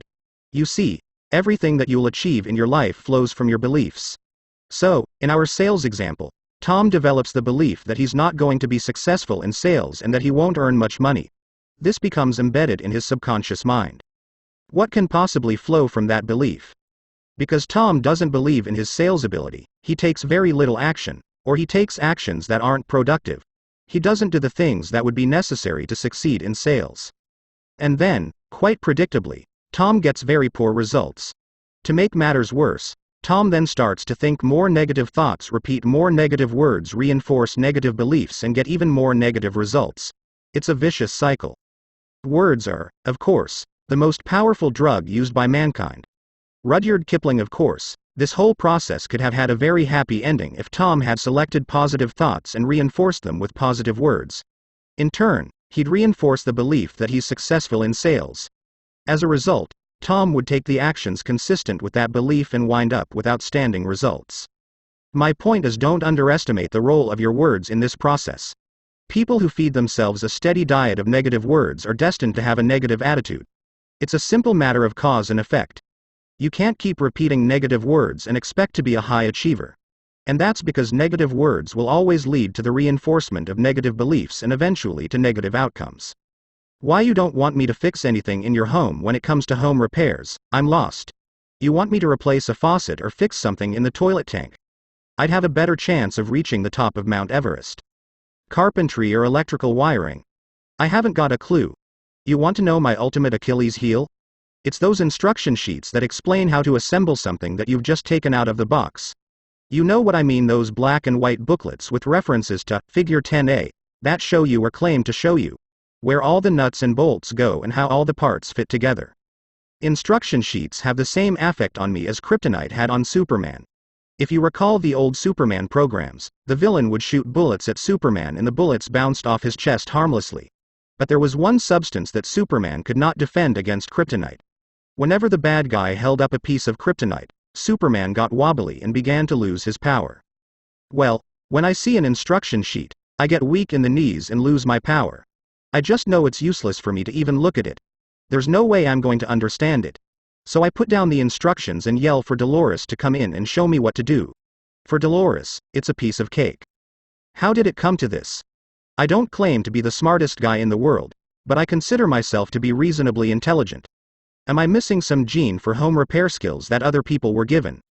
No, that's not it, either. The answer is quite obvious. For the last 40 years, I have repeatedly said, I'm no good at mechanical things, and I can't fix anything. And, lo and behold, after 40 years of using negative words, I've developed a strong belief that I can't do these things. Do you see how I created this situation by not being careful about the words I used? And the truth is I could eventually reverse this trend if I'd start using positive words about my ability to make repairs. Scientists' words are worth looking at. Years ago, I read an article about Kent Cullors, a scientist who headed NASA's Search for Extraterrestrial Intelligence project. Cullors, who has a doctorate in physics, was developing software that searches for radio signals indicating the presence of other life forms in the universe. Sounds a little like Star Trek, doesn't it? But make no mistake about it, this is some pretty technical scientific research. And yet, Cullors has a physical challenge to contend with. Let me tell you how he describes it. He refers to his condition as a trivial affliction, and just barely an inconvenience. What is Cullors' particular physical challenge? A touch of arthritis, or an occasional migraine headache. In words are seen the state of mind, character and disposition of the speaker. Plutarch Kent Cullors is blind. That's right, he's blind. Isn't it incredible that someone can describe blindness as a trivial affliction, or just barely an inconvenience? By using these words, Kent Cullors is empowering himself to achieve great things. He doesn't give any power to his limitations and, as a result, he is able to transcend them and accomplish more than those who have their sight. What obstacles are you facing in your life right now? Imagine the power you could unleash if you saw them as just barely an inconvenience, instead of as an insurmountable barrier. To tell or not to tell. When I speak about the importance of using positive language to move you toward your goals, some of you may be wondering, Jeff, do I say these positive words to myself or do I also say these words to other people? You may be afraid that if you tell others about your goals, they'll think you're being conceited and they may even laugh at you. Allow me to suggest a few guidelines in this area, with the understanding that there are no hard and fast rules and you should do what works best for you. To begin with, use positive self-talk as often as possible. In my view, the more the merrier. After all, you're talking to yourself, so you don't have to worry about others hearing your comments. The key is that you hear this positive input again and it becomes deeply rooted in your subconscious mind. Whether to share your goals with other people is a much trickier issue. One thing I've learned is this. Never discuss your goals with negative people. All they'll do is argue and point out all the reasons why you won't be successful. Who needs that? Often, these negative Nellies are the ones who do little or nothing in their own lives. They have no goals or dreams and they don't want anyone else to succeed, either. Yet, there are some instances when you can benefit by telling others about your goals. First of all, make sure that you're speaking with someone who's extremely positive and totally supportive of your efforts. This should be the kind of person who would be absolutely delighted if you achieved this goal and would do anything in his or her power to assist you. You may have a friend or colleague that fits this role or certain family members. It's also important to share your goals with others who are working with you to achieve that outcome. For example, if a sales manager wants to increase sales in the coming year by 20%, he or she would make this goal known to everyone on the staff. Then, everyone can work together to achieve it. Even though I'm encouraging you to use positive words to move you toward your objectives, I'm not suggesting that you ignore the obstacles that you may face or that you discourage feedback from other people. Before embarking on any goal, you want to prepare for what may be coming down the road.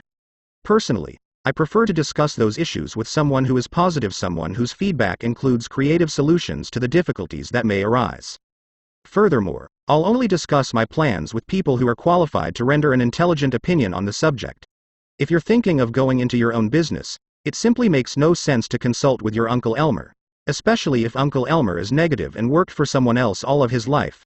What does he know about owning a business? He'll give you a list of reasons not to go into business for yourself. After your little chat with Uncle Elmer, you'll start to doubt yourself. You don't need that kind of help. Words and accountability. There's another reason why, in some cases, you might decide to share your goal with someone else. And that's for accountability. In other words, if I tell others I'm going to do something, then I have to go ahead and do it. Think of this approach as burning your bridges. Let me assure you, I'm not a believer in burning bridges when it comes to personal or business relationships. But sometimes the only way to move forward in life and to achieve an ambitious goal is to cut off all avenues of retreat. This can be a very useful strategy. We may tell a friend that we're going to work out at the gym 3 times this week, knowing that at the end of the week, this friend will ask whether we did, in fact, go to the gym 3 times. An even more dramatic example is that of well-known motivational speaker Zig Ziglar. Ziglar decided to go on a diet and reduce his weight from 202 pounds to 165 pounds. At the same time, he was writing his book See You at the Top.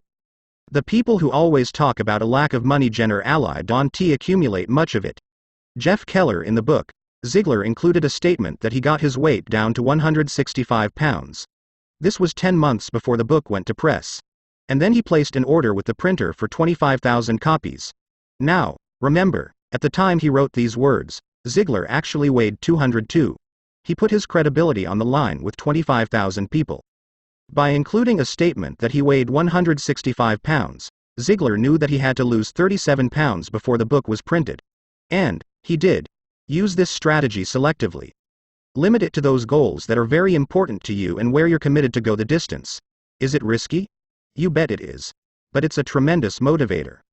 Words and emotions. In his best-selling book Awaken the Giant Within, Anthony Robbins devotes an entire chapter to the way in which our vocabulary affects our emotions, our beliefs, and our effectiveness in life. I don't agree with all of Robbins' philosophies, but his observations about the power of words are right on the mark. Robbins is keenly aware of how certain words impact our emotional intensity. For instance, let's say that someone has lied to you. You could react by saying that you're angry or upset. If, however, you used the words furious, livid, or enraged, your physiology and your subsequent behavior would be dramatically altered. Your blood pressure would rise.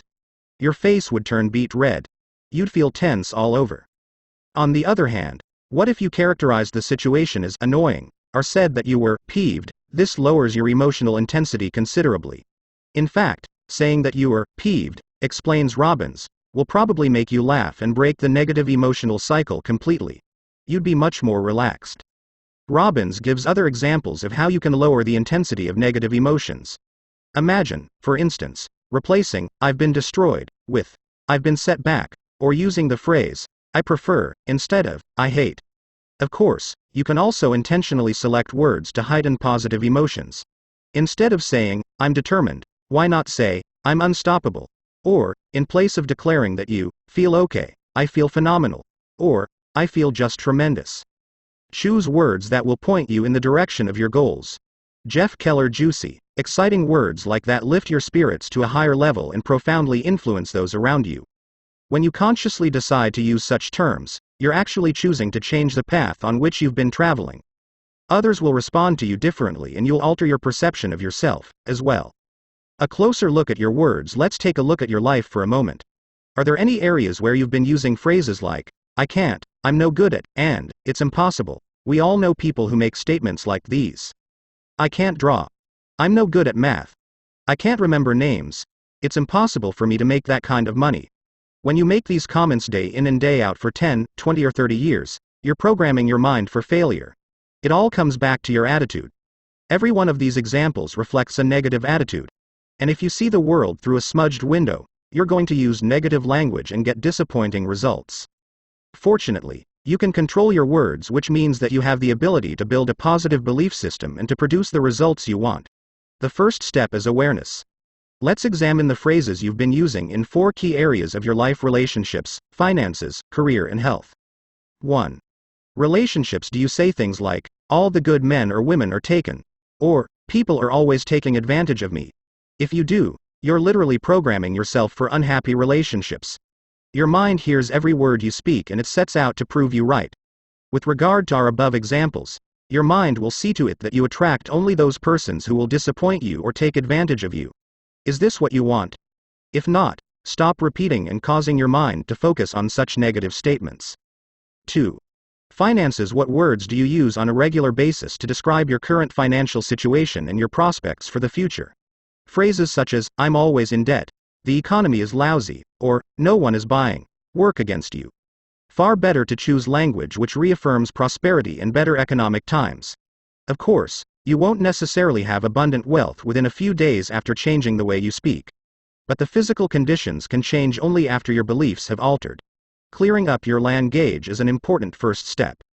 After all, the people with wealth in this world didn't get that way by moaning about being in poverty. And the people who always talk about a lack of money generally don't accumulate much of it. 3. Career. If I were to ask you about your career prospects over the next 5 to 10 years, how would you respond?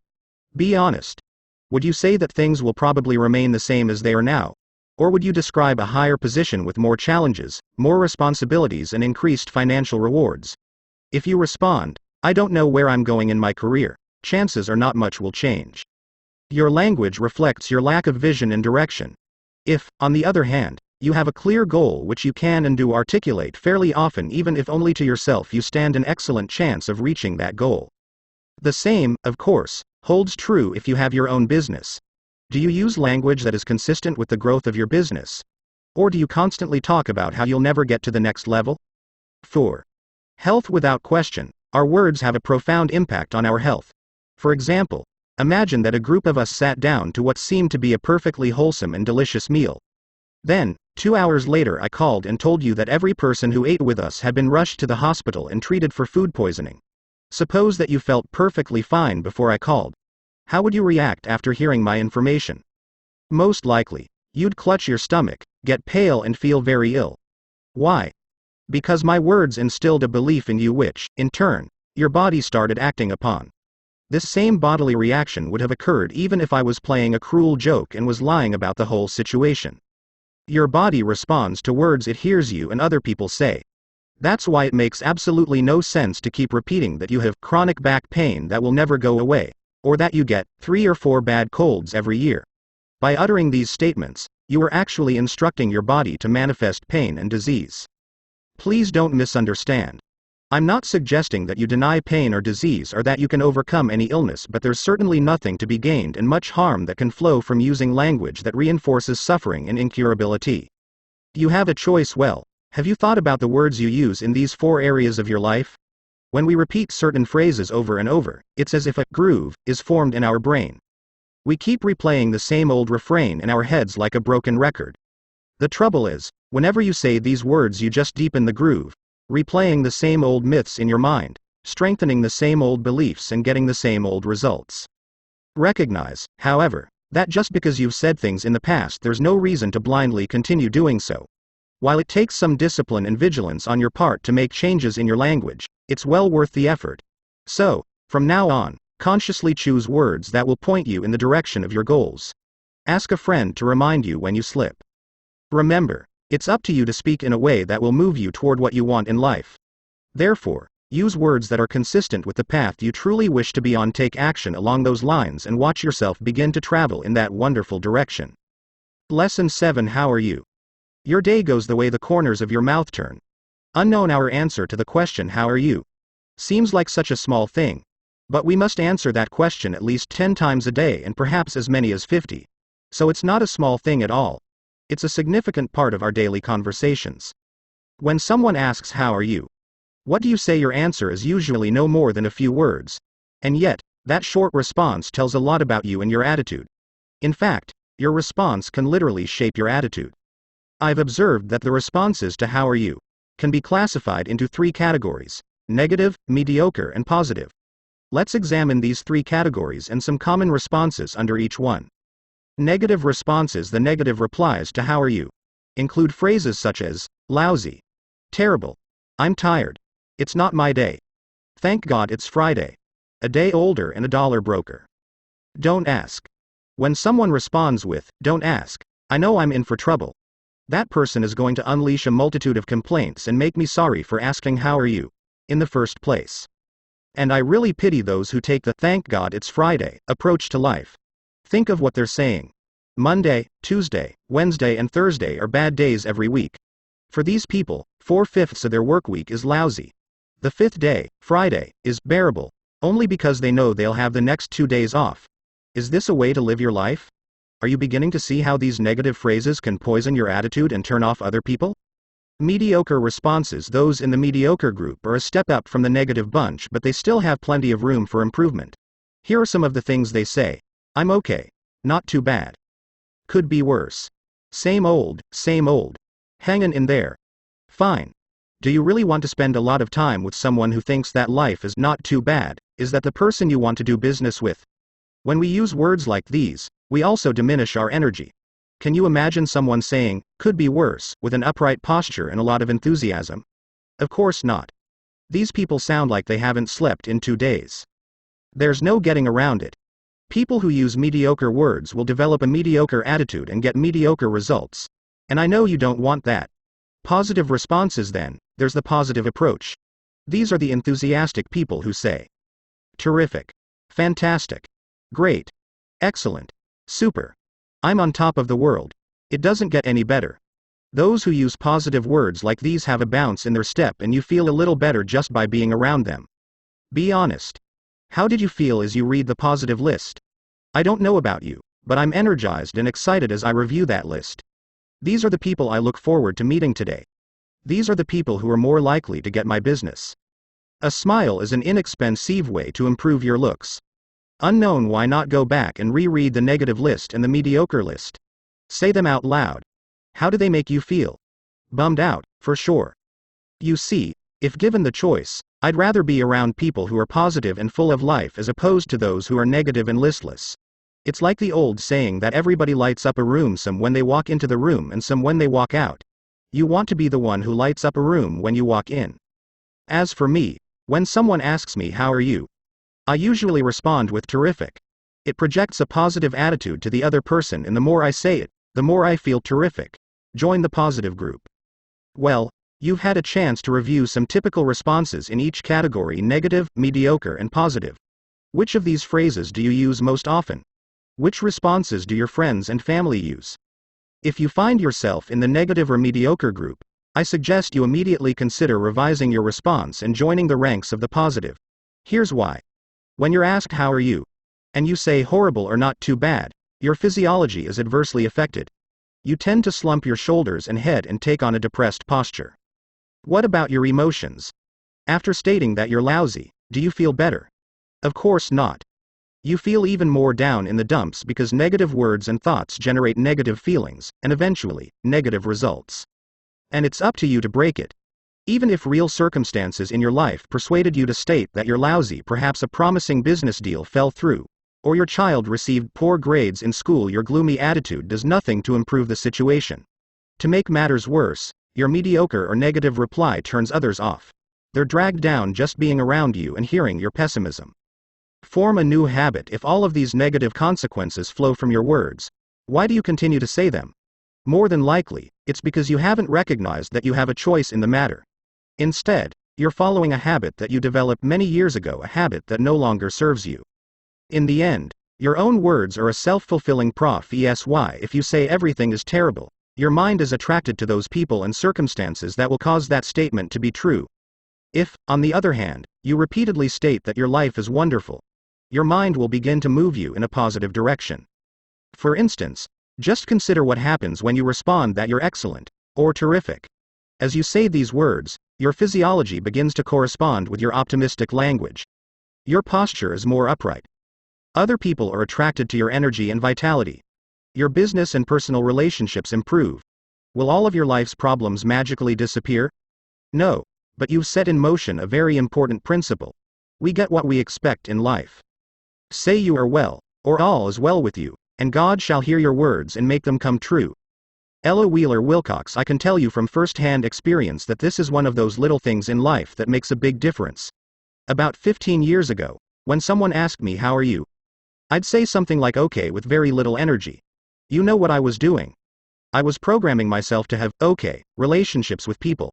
I was programming myself to have okay success. I was programming myself to have an okay attitude and an okay life. But then, thank goodness, I learned that I didn't have to settle for an okay life. So I picked up my response a few notches and began to say terrific. I said it with some energy. Sure, at first it was a little uncomfortable. Some people looked at me like I was a little strange. But after about a week, it started to come naturally to me. And I was amazed at how much better I felt, and how people were much more interested in talking with me. Believe me, this is not rocket science. You don't need talent, money or good looks to have a great attitude. You just need to get in the habit of using a high energy, positive response, and you'll get the same exciting results I got. What if I don't feel terrific? Whenever I do a presentation and recommend to the audience that they give a very upbeat response to how are you, someone always comes up to me afterward and says, what if I really don't feel terrific? I don't want to lie to my friends and coworkers by telling them everything is wonderful when it isn't. Now don't get me wrong. I put the highest value on integrity and telling the truth. Yet, I don't think this is a matter of telling the truth. Let me explain. Assume for a moment that Sally feels tired. When someone at work asks her how are you, she wants to be perfectly honest, so she says, I'm tired. Here's what will happen. Sally will reinforce the belief that she's tired. She'll feel even more fatigued. She'll probably slump her shoulders and let out a sigh. She'll have a lousy, unproductive day at work. And let's get back to the person who asked Sally the question and who probably regrets it now. That person also feels worse. After all, when someone tells you how tired she is, do you feel uplifted? No way. Just the suggestion of the word tired, and you start yawning. So, Sally has brought herself down, as well as her coworker. A cloudy day is no match for a sunny disposition. William Arthur Ward. Okay. Sally goes home after her grueling day, and now she's exhausted. So she plops into her favorite chair and opens the newspaper to look at the winning lottery numbers. As she pulls her own ticket out of her wallet, she discovers that she's holding the winning ticket. She just won $10 million. What do you think Sally would do? Remember, she's very tired. You and I both know that Sally would leap out of her chair, be jumping up and down, screaming and waving her arms in the air. You'd think she was leading an aerobics class. Naturally, she'd run to pick up the phone to call her family and friends. She'd be a bundle of energy and would probably stay up all night celebrating and planning what to do with the money. But wait a second. 10 seconds ago, this woman was exhausted. Now, she's got the energy of a 15-year-old cheerleader who has just been told she made the cheerleading squad. What happened in those 10 seconds to change someone from being utterly exhausted to wildly exuberant? Did she get a shot of vitamin B12? Did anyone throw a bucket of ice water in her face? No, her transformation was entirely mental. Now I'm not trying to diminish what Sally was feeling. Her fatigue was very real, but it wasn't as much physical as mental. So, was Sally telling the truth when she said she was tired? It really has very little to do with the truth. It's a matter of what Sally chose to focus on. She could concentrate on feeling tired. That was one option. On the other hand, she could have thought about the many blessings in her life and felt very fortunate and energized. How we feel is very often a subjective matter. When we tell ourselves that we're tired, we feel tired. When we tell ourselves that we feel terrific, we feel energized. As you'll recall from Lesson 2, we become what we think about. Respond with enthusiasm for the next month. Try this experiment. When anyone asks how are you, whether it's someone at work or a cashier at the store, respond with energy and enthusiasm that you're great, or terrific. Say it with a smile and a sparkle in your eye. It doesn't matter whether or not you completely and totally feel terrific at that moment. Simply apply the act as if principle. In other words, if you want to be more positive, act as if you already are, and pretty soon, you'll find that you have, in fact, become more positive. Don't worry if you feel a little uncomfortable saying these words at the beginning. Stick with it and eventually you'll grow into it. You'll quickly notice that you feel better, that others want to be around you, and that positive results will come your way. By the way, how are you? I can almost hear you say terrific. Lesson 8. Stop complaining. Troubles, like babies, grow larger by nursing. Lady Holland, how do you feel when someone unloads all of his problems and complaints on you? Not very uplifting and energizing, is it? The truth is, nobody likes to be around a complainer except, perhaps, other complainers. Of course, all of us complain at one time or another. The important question is, how often do you complain? If you're wondering whether you complain too much, simply ask your friends, relatives, or coworkers. They'll let you know. Now, when I say complain, I'm not talking about those instances when you discuss your problems in an attempt to search for solutions. That's constructive and commendable. And I'm not referring to those occasions when you share your life experiences, including disappointments, with friends or relatives in the context of bringing them up to date on the latest developments in your life. After all, part of being human is sharing our experiences and supporting each other. Nobody wants to hear about your aches and pains. Maybe a few examples will give you a better idea about the kind of complaining that's counterproductive. One of the most common areas of complaint is the subject of illness. In this category are comments such as, "My back is killing me," or, "I have a terrible sinus headache." Worse yet, some people get very graphic in explaining the gory details of their particular ailment, such as, "I had this green stuff oozing out of my," and doesn't it just make your day when your coworker tells you that he or she is nauseous? Let's face it. What can I possibly do for you if you have a stomachache? I'm not a physician. Go to a doctor if you have a medical problem. More importantly, why are you telling me this? You might want sympathy, but all you're doing is dragging me down and reinforcing your own suffering. Talking about pain and discomfort will only bring you more of the same and encourage those around you to look for the exits. Self-pity is an acid which eats holes in happiness. Earl Nightingale. When it comes to complaints about illness, the principle of escalation usually rears its ugly head. Here's how it works. You tell your friend about the agony you went through with the flu. Your friend interrupts and says, "You think you had it bad. When I had the flu, I had a 104-degree fever and had to be rushed to the hospital. I almost died." Or, tell someone that your back or foot hurts and count how many seconds it takes for that person to switch the conversation to his or her own back pain and aching feet. Complainers love to play this game. Their pain is always worse than yours. Don't let it rain on your parade. Another favorite complaint area is the weather. It starts to rain and people say, "What a lousy, miserable day." Why does some moisture from the heavens make it a lousy day? When someone makes that remark to me, I respond, "It's wet out, but it's a great day." By associating rain with lousy day, you're programming yourself in a negative way. Furthermore, your complaints about the weather won't change the conditions. It simply makes no sense to get upset about things over which you have no control and which have no significant impact on your life. Finally, there are the petty complaints, such as, "The waiter didn't come over to take my order for 5 minutes," or, "John got an office with a larger window than I have." Life presents too many difficult challenges for us to get bogged down with silly things like that. And when you gripe about insignificant things, you're also saying something about yourself.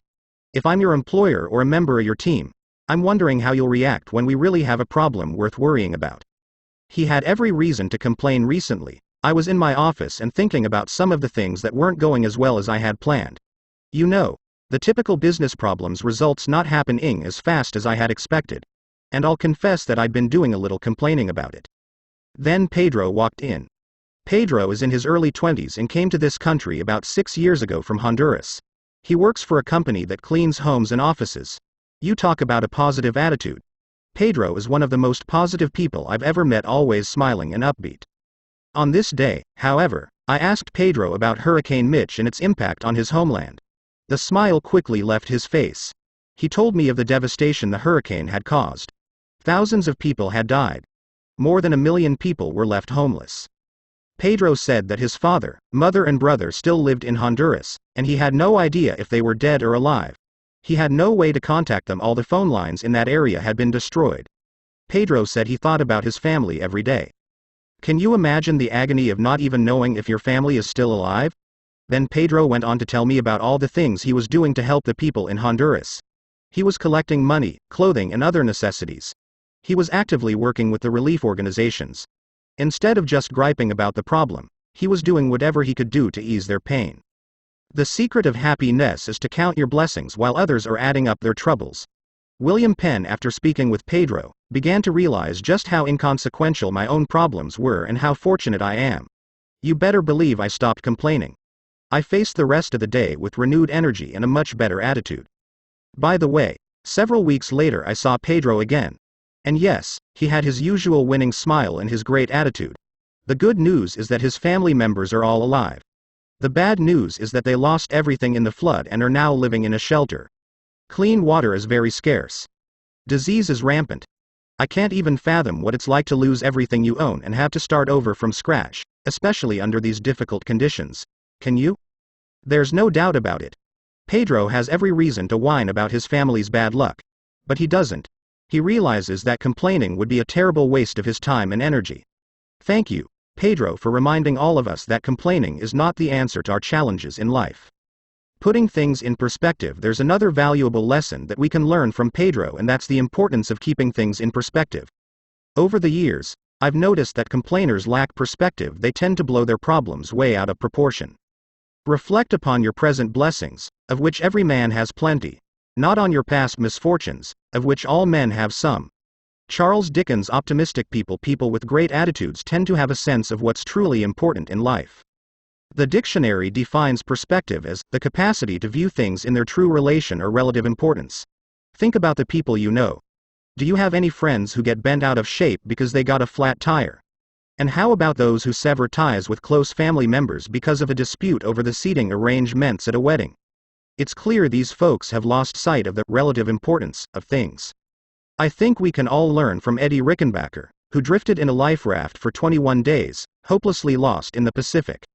After surviving the ordeal, Rickenbacker said, "If you have all the fresh water you want to drink and all the food you want to eat, you ought never complain about anything."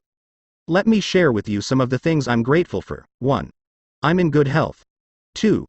Dolores is in good health. 3. We have our own home. 4. We have plenty of food to eat and clean water to drink. 5. We live in the United States and enjoy freedom. 6. I love my work. 7. I get to travel and meet fascinating people. 8. I have many loyal friends. 9. I draw strength from my relationship with God. This is just a partial list of the blessings in my life. And you know what? Even with all of these wonderful things, there are times when I start to take some of them for granted. But I've learned to quickly reconnect with these blessings, and it boosts my attitude and brings me right back on course. So, what is it that you've been complaining about lately? Are they really life and death matters? The next time you're tempted to gripe about your problems, pick up a pen and piece of paper and start listing all the reasons you have to be grateful. Let me tell you, it sure beats complaining. Be a source of positive news. I'm not suggesting that you just sit back and ignore all of the problems in your life. However, rather than complaining, it's far better to focus your attention and your energy on those steps you can take to solve, or at least lessen, your problem. For instance, let's say you're feeling a little tired lately. Instead of telling everyone how lousy you feel, make an effort to exercise more regularly or get to bed a little earlier. If you all wrapped up in yourself, you overdressed. Kate Halverson. To review. Complaints work against you in 3 ways. First, no one wants to hear negative news about your illness and your problems. Second, complaining reinforces your own pain and discomfort. So why keep replaying painful, negative memories? Third, complaining, by itself, accomplishes nothing and diverts you from the constructive actions you could be taking to improve your situation. It's been said that 90% of the people don't care about your problems and the other 10% are glad you have them. Seriously though, all of us can cut down on our complaining. From now on, let's do ourselves and others a favor and make our conversations uplifting. The people who don't complain very much and those who speak positively are a joy to be around. Decide to join that group so people won't have to cross the street when they see you coming. Lesson 9. Associate with positive people. A mirror reflects a man's face, but what he is really like is shown by the kind of friends he chooses. From the Living Bible, Proverbs chapter 27. In high school, Mike spent a lot of time with a bunch of guys in his neighborhood. According to Mike, these guys just liked to sit on the front porch and watch cars go by. They had no goals and no dreams. They were always negative. Whenever Mike suggested they do something new, the others would discourage him. It's stupid, or not cool, they told him. Mike just went along with them, so he could remain part of the group. When Mike went off to college, he still ran into some negative people. But he also met people who were positive, who wanted to learn, who wanted to achieve things.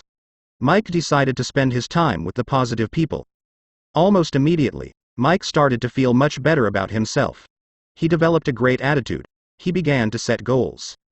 And I'm happy to tell you Mike now runs his own successful video production company and has a wonderful family. One by one, he is accomplishing all of the goals he has set. When I asked Mike what happened to his high school friends, he told me, they still live in the same neighborhood. They're still negative. And they're still doing nothing with their lives.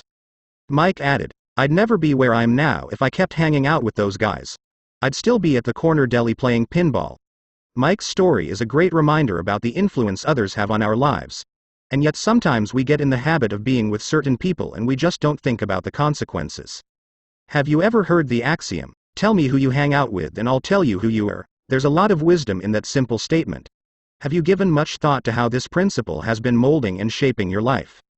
Think back to when you were growing up. Do you remember how concerned our parents were about who we hung out with? Our mom or dad wanted to meet our friends and know all kinds of details about them. Why? Our parents knew that we'd be greatly influenced by our friends, that we'd tend to pick up some of their habits, and that we'd probably do the things our friends were doing. Our parents were concerned for good reason. And I'll bet that if you have children, you closely watch their friends because of the impact these youngsters will have on your children. Toxic people and nourishing people. In today's literature, we see the terms toxic people and nourishing people. As you might expect, toxic people are the ones who always dwell on the negative. The dictionary defines toxic as poisonous. Toxic people continually spew their verbal poison. In contrast, the dictionary definition of nourishing is to promote the growth of. Nourishing people are positive and supportive. They lift your spirits and are a joy to be around. Toxic people will always try to drag you down to their level. They hammer away at you with all of the things you can't do and all of the things that are impossible. They barrage you with gloomy statements about the lousy economy, the problems in their life, the problems soon to be in your life, and the terrible prospects for the future. If you're lucky, they might even throw in a few words about their aches and pains. We become part of what we are around. Unknown, after listening to toxic people, you feel listless and drained. Motivational speaker Les Brown refers to these people as dream killers. Psychologist Jack Canfield describes them as energy vampires, because they suck all the positive energy out of you. Have you ever been with a negative person and felt as if that individual were physically taking energy from you? I think we've all had that experience many times. One thing is certain. Spend time with toxic people and their negative messages will wear you down. On the other hand, how do you feel when you're around people who are positive, enthusiastic, and supportive? You're energized and inspired. There's something truly amazing about positive people. They seem to have a positive energy that lights up a room. When you're around them, you start to pick up their attitude and you feel as if you have added strength to vigorously pursue your own goals. When I think about positive people, my friend John Lisicich immediately comes to mind. Whenever I speak with John, I feel like I can conquer the world. John is simply the most positive person you could ever meet. I like to think of myself as a very positive person. On a scale of 1-10, with 10 being the most positive, I'd probably give myself a 9.5. I'd have to give John Lisicich a 14. He's just off the charts. He's always positive, always enthusiastic. And he gives a tremendous lift to everyone who crosses his path. His attitude inspires people to greatness. Can you see how your attitude might improve if you had a friend like John in your life? Those silly songs on the radio, I'm sure it has happened to you many times. You hear a song on the radio, and you say to yourself, what a ridiculous song. Later that day, you hear the same song again. The following day, you hear that song a few more times. As the song climbs the charts, you can't get away from it. You hear it several times each day for a week. Then something incredible happens. You're sitting at home and all of a sudden, you start to hum or sing that silly song. If, at that very moment, I were to ask you what you think of the song, you'd tell me, it's horrible. Then why on earth are you singing it? The reality is, whatever you hear over and over will be at the forefront of your consciousness. As you also know, once that song becomes less popular and isn't played as frequently on the radio, you'll tend to think about it and sing it to yourself. Much less often. There's an important lesson here. The mind tends to dwell upon whatever is repeated over and over. Unfortunately, the mind doesn't discriminate between messages that are good for us and those that are harmful. If we hear something often enough, we will tend to believe it and act upon it. Just as a song repeated many times will get us thinking about that song, so too will repeated thoughts about success get us thinking about success. Your friends will stretch your vision or choke your dreams. Unknown, so if we'll make sure to fill our mind with positive messages, we're going to be more positive and move forward boldly to achieve our goals. The more positive reinforcement, the better. And where can we get this positive reinforcement? Well, one way is to read motivational books. Congratulations, because you're doing that right now. In addition, we can listen to motivational tapes and spend lots of time with positive people. Smokey's sponge theory. I've learned a lot about attitude and the importance of surrounding myself with positive people from my friend Glenn, Smokey, Stover. Smokey worked in sales for 45 years in the cemetery and funeral home industry. While this may sound like a gloomy field, let me assure you that Smokey is a positive dynamo. Every time I get off the phone with Smokey, I feel terrific. Smokey explained to me that human beings are like sponges. We soak up whatever people around us are saying. So, if we spend time with someone who's negative, we sponge up the negatives and it affects our attitude. Of course, the reverse is also true. When we hang around positive people, we soak up the positive. We feel better and perform better. I once asked Smokey, "What do you do if you're speaking with a negative person?" He said, "I get away from that person as soon as I can. I'll say something like, 'Gosh, it's been good to see you, Charlie,' and I move on to another person." Then I asked Smokey, "Did you ever have a friend who was negative?" "Not for very long," he said. Well put, Smokey. Evaluate your friendships. It's crucial that you evaluate your friendships from time to time, even those you've maintained for many years. Trust me, this isn't a minor issue. Those who occupy your time have a significant impact on your most priceless possession, your mind. Are you surrounding yourself with negative friends and spending a lot of time with them in your leisure hours? If so, I'm going to ask you to think about spending much less time with these people, or even no time at all with them. Sounds harsh, doesn't it? After all, I'm suggesting that you limit or eliminate your involvement with some long-standing friends. When I tell people this at my seminars, invariably someone will raise a hand and accuse me of being cold or uncaring. The audience member will typically say, "Shouldn't we try to help our negative friends instead of dumping them? Are the things around you helping you toward success, or are they holding you back?" W. Clement Stone. Well, you're free to do whatever you think is best, and each situation must be dealt with on its own unique facts. However, I've found that in most cases, hanging around these negative friends doesn't help them, and it doesn't help you either. Everyone gets dragged down because most negative people don't want to change. They just want someone to listen to their tales of woe. If you have a strong urge to spend time with negative friends, ask yourself, why am I choosing to be with these people?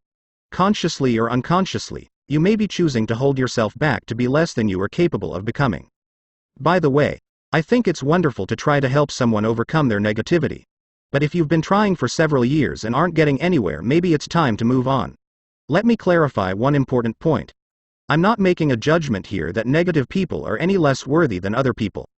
I'm saying there are consequences if you spend time with people who are negative. What are the consequences? You'll be less happy and less successful than you could be. Toxic relatives. What do you do if you happen to have toxic relatives? Obviously, this is a touchy issue. What I'm going to suggest is that you don't turn your back on your family members. Family ties are precious, and I think we must make every effort to maintain harmonious family relationships. Even so, I recommend that you put some controls in place that reduce the impact your toxic relatives have on your life. You're not abandoning them or refusing to speak with them, but you are putting some limits on your involvement with them. For example, if you have negative relatives, I suggest that you don't go out of your way to call them on the phone several times each day if you know they're going to put you down or criticize your every move. What good can possibly come from that? We get bombarded with enough negativity as it is. Just turn on the radio or TV or read a newspaper. Do we need our relatives to provide even more negative news? I don't think so. And here's another suggestion that will work equally well whether you're talking with a friend or a relative. When the discussion moves to a negative subject, resist the temptation to accuse the other person of being negative. That will usually make things even worse. Instead, gently shift the conversation to a more positive topic. Remember that I'm not asking you to disown your relatives or refuse to attend family functions. This is about limiting your contacts with negative relatives so you don't get dragged down to their level. Positive people in the workplace. Just about every organization has some negative people working there. And sometimes you have to interact and work alongside these people. But don't go out of your way to spend time with these prophets of gloom and doom. For instance, if you frequently have lunch with negative people at work, stop having lunch with them. All they're doing is filling your mind with negativity. You can't perform at your best if you allow these people to dump their negative garbage into your mind. There's no need to be nasty or to tell them off. You should be able to find a diplomatic way of distancing yourself from this poisonous group. Good friends are good for your health. Dr. Erwin Saracen instead, take charge. Be proactive. Make it a point to eat at your desk, to take a client out to lunch, or to sit at a different table in the cafeteria. Do whatever you have to do to make lunch a positive experience. Make no mistake about it. Positive people are welcome in any organization, and negative people are hurting their chances for advancement. The problem of negative workers has gotten so bad that I recently got a brochure in the mail announcing a full-day seminar entitled, How to Legally Fire Employees with Attitude Problems. The business community is waking up to the fact that when it comes to productivity in the workplace, attitude is everything. Choose your friends wisely, as I said at the beginning of this lesson. Tell me who you hang out with and I'll tell you who you are. If you're serious about getting a raise or a promotion at work, succeeding in your own business, or improving yourself as a human being, then you have to start associating with people who can take you to the next level. As you increase your associations with nourishing people, you'll feel better about yourself and have renewed energy to achieve your goals. You'll become a more positive, upbeat person. Lesson 10. Confront your fears and grow. Do the thing you fear, and the death of fear is certain, said by Ralph Waldo Emerson. As I sat in the audience listening to motivational speaker Gil Eagles, little did I know that one sentence was about to change my life. Gil Eagles gave a marvelous presentation that day. He had many valuable things to say. But there was one line, one absolute gem that stands out. Here's what he said: if you want to be successful, you must be willing to be uncomfortable. I'll never forget those words. And Gil was right on the money. To achieve your goals and realize your potential, you must be willing to be uncomfortable, to do things that you're afraid to do. That's how you develop your potential. Sounds so simple, doesn't it? And yet, what do most people do when they face a frightening situation or new activity? They back away from the fear. They don't take action. I know, because that's what I did for the first 30 years of my life. And I can tell you without hesitation that it's a losing strategy. Show me a successful person and I'll show you someone who confronts his or her fears and takes action. Examining our fears: have you ever been afraid or anxious before trying a new or challenging activity? Has that fear ever stopped you from taking action? I'm sure you've been paralyzed by fear at one time or another in your life. I know I have. That's simply part of being human. Of course, every person has a different fear threshold. What frightens one person to death might have little impact on someone else. For example, to some, speaking in public or starting a new business is scary. Others might be fearful about asking someone for directions or for a date. Regardless of how trivial or silly you believe your fears may be, this lesson applies to you. Nothing in life is to be feared. It is only to be understood. Marie Curie: when I talk about fear, I'm not referring to physical risks that might injure you or endanger your health, such as diving off cliffs in Acapulco or bungee jumping. I'm scared of those things, too, and I have no plans to do either of them. What I'm talking about here are those challenges that stand in the way of your personal and professional growth. These are the things that scare you, but which you know are necessary if you're going to get what you want in life. The comfort zone: when you're gripped by fear and anxiety, it's usually because you're stepping out of your comfort zone. Let's take some time to discuss this important concept and how it relates to your success and the development of your potential. Each of us has a comfort zone, a zone of behavior that is familiar to us and where we feel comfortable and safe. Think of your comfort zone as the inside of a circle. X terrified, X slightly afraid.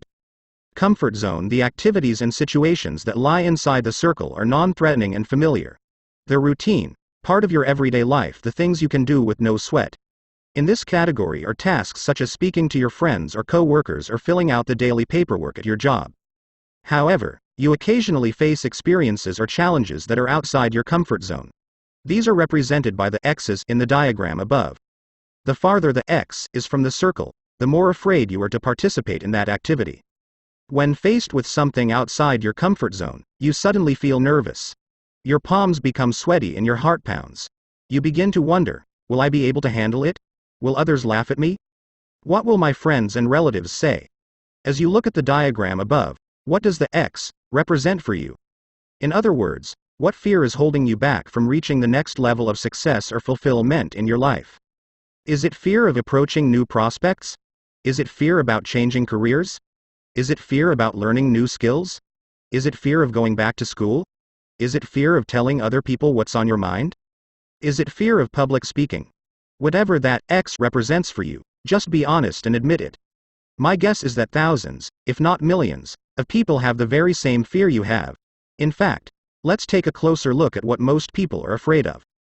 The most common fears during many of my presentations, I distribute index cards to the audience members and ask them to write down, anonymously, the fears that are standing in the way of their professional and personal growth. Then, I collect the cards and read them aloud. What do you think people write on those index cards? In most audiences, regardless of profession or geographical location, the same answers come up again and again. Here are some of the most common fears they identify. 1. Public speaking or giving presentations. In virtually every group, this is the number one fear. The vast majority of people are terrified about speaking in front of a group of people. 2. Hearing the word no or having their ideas rejected. This response is very common among salespeople, especially those who make cold calls. 3. Changing jobs or starting their own business. Over the years, I've noticed that more and more people are listing this fear. We have a lot of unhappy workers in corporate America today, and they yearn for a more satisfying work environment, but they're afraid to do anything about it. 4. Telling managers or executives negative news, what the managers or executives don't want to hear. This one is self-explanatory. 5. Talking to people in upper management. Many entry-level workers and even managers are terrified about speaking to executives in the company. They even hesitate to make small talk with the president or CEO of their organization for fear they'll say something silly or appear stupid. 6. Fear of failure. Those who won't try something new for fear that it won't work out. We'll tackle this issue in more depth in Lesson 11. Well, are you surprised by any of the fears on this list? Do you have any of them now, or have you had them in the past? The truth is, the overwhelming majority of people experience these fears at some point in their lives. And if you have some fears that weren't on this list, don't worry about it. You are stronger than any of your fears and you can overcome them. The benefit of backing away from your fears when confronted with an anxiety-producing event. Most people will retreat to avoid the fear and anxiety. That's what I used to do. You see, backing away does relieve the fear and anxiety that would have resulted if you followed through with the activity. For instance, if someone asks you to make a presentation within your company, and you decline, you save yourself the sleepless nights you'd have worrying about it and the nervousness you'd experience in the days leading up to the presentation. In fact, I've found that's the one and only benefit you get by retreating, a momentary avoidance of anxiety. Think about it for a moment. Can you list any other benefits that people get when they refuse to confront their fears? I've asked that question of thousands of people, and nobody has been able to come up with any additional benefits. For good reason, there are none. The price you pay now. I want you to seriously consider the price you pay when you back away from those fears that are standing in the way of your growth. Here's what happens. Your self-esteem is lowered. You feel powerless and frustrated. You sabotage your success. You lead an uneventful, boring life. Is this a price worth paying for the short-term avoidance of fear and anxiety? Most of us are indeed willing to pay this dear price, simply to avoid temporary discomfort and possible ridicule from others. Trust me, folks, this is insane. In the long run, retreating is not the best way to handle your problem. You'll never be highly successful or develop your talents to the fullest unless you're willing to confront your fears. My high school strategy: when I was in high school, I was pretty shy and didn't feel very good about myself. But I was never rejected when it came to asking someone for a date. If you were looking at me now, you'd probably be thinking, he's not bad looking, but he's certainly no Tom Cruise. My strategy was really quite simple. I never asked anyone out on a date. You see, I wasn't going to let anyone reject me. And what did I accomplish? I felt horrible about myself. I knew that I had wimped out. I felt powerless, and as you can imagine, I didn't have a full social calendar. I was sabotaging my success. He who loses wealth loses much. He who loses a friend loses more, but he who loses courage loses all. Miguel de Cervantes. Because I refused to face my fear, I remained in the background while most of my friends and classmates went out on dates. How do you think that made me feel? Pretty lousy, just as you'd expect. In case you're wondering, I did have a few dates during that period of my life, but only when other people arranged them. I wasn't going to allow anyone to say no to me. In reality, I was saying no to myself. Can you see how my strategy of backing away from my fears worked against me? Now, it's true that if I had asked some people for a date in high school, a few of them might have said no. But you know what? I wouldn't have died. I could have asked another person and another, and eventually I would have gotten a yes. It wasn't until college that I began to take some baby steps to confront this fear of rejection. Little by little, I gained more confidence.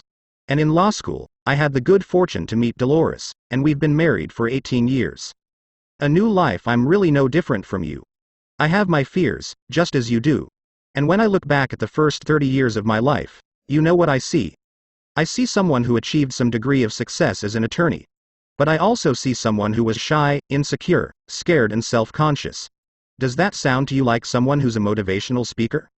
What turned my life around and improved it a million-fold is that I learned to confront my fears and take action. I realized after years of frustration and disappointments that hiding from my fears wasn't getting me anywhere, and it would never get me anywhere.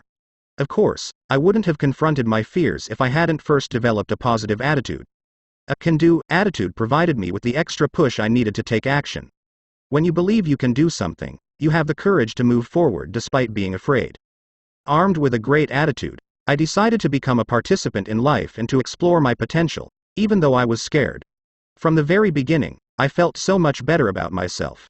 I had taken control of my life, and all sorts of possibilities opened up for me. Are you beginning to see the incredible rewards you can receive when you're willing to develop a positive attitude and confront your fears? Reframe the situation. If I could give you a way to confront uncomfortable situations without fear or anxiety, you'd be ecstatic and eternally grateful, wouldn't you? Sorry, but there's no such magical solution. I can't wave a magic wand and take away your fears. How then can you muster the courage to do those things that you fear, but which are necessary for your success and growth? The next time you face a scary situation, I suggest you take a different outlook. Most people start thinking, I won't be able to do this well, and other people may laugh at me or reject me. They get hung up about how well they're going to perform. Because of these worries, they decide to retreat. While you should always go in with a positive attitude and prepare beforehand to the extent possible, don't be overly concerned with the result. Consider yourself an immediate winner when you take the step and do the thing you fear. That's right. You're a winner just by entering the arena and participating, regardless of the result. Moving forward even when you're afraid. For instance, let's assume you're afraid to speak in public, but you confront your fear and do it anyway. The moment you get up and speak before the audience, you're a winner. Your knees may be shaking and your voice may be quivering. That doesn't matter. You faced your fear and accepted the challenge. Congratulations are in order. The likely result is that your self-esteem will be enhanced and you'll feel exhilarated. On your first attempt, you won't be hailed as the world's finest speaker. So what? Let's face it. You can't expect to be an accomplished speaker during your first presentation. Were you a great tennis player after your first game?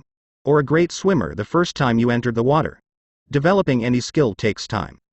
I remember my first motivational speech. That was in 1988, and my performance was nothing to write home about. I gave a free talk to a group of real estate salespeople, and let me tell you, I was terrified. I couldn't take my eyes off my notes. Fortunately, the content of my presentation was very solid and the audience responded well. But I had a long way to go before I could call myself a good speaker. On the second presentation, I was a little better. And when I had done 5 or so presentations, I began to rely less and less on my notes and to develop a stronger connection with the audience.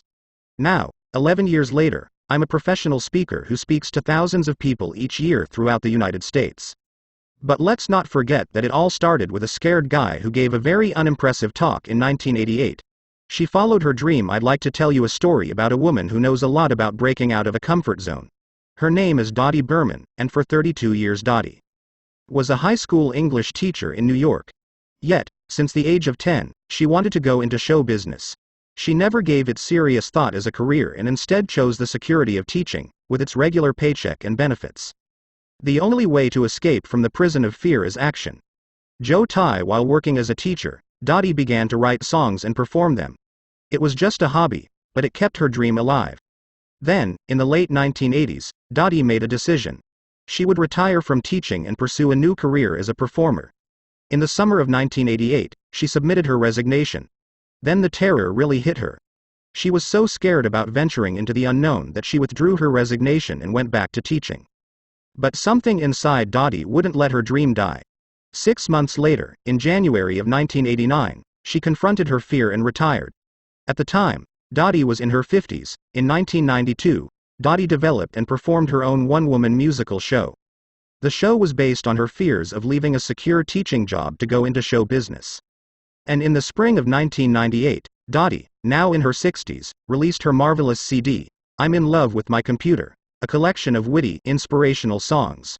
She also performed these songs in a musical revue in a cabaret in New York City and continues to present her programs of original songs and stories in theaters and cabarets as well as for organizations throughout the country. Dottie will be the first to admit that her career transition has been filled with challenges and setbacks. But has it been worth it? According to Dottie, I've never been happier in my life. Bravo, Dottie, for confronting your fears and inspiring us to follow our dreams. Just do it. Ralph Waldo Emerson offered some simple advice, which, if followed, can transform your life. He said, do the thing you fear and the death of fear is certain. I know this advice makes good sense, but some people are just too afraid to act. Remember my prior words about the steep price you pay when you let your fears dominate you. Running away from your fears is a losing strategy. Jeff Keller. In the end, running away from your fears is a losing strategy. It will only bring you frustration and unhappiness. I can tell you that from personal experience. There's nothing wrong with having some fears.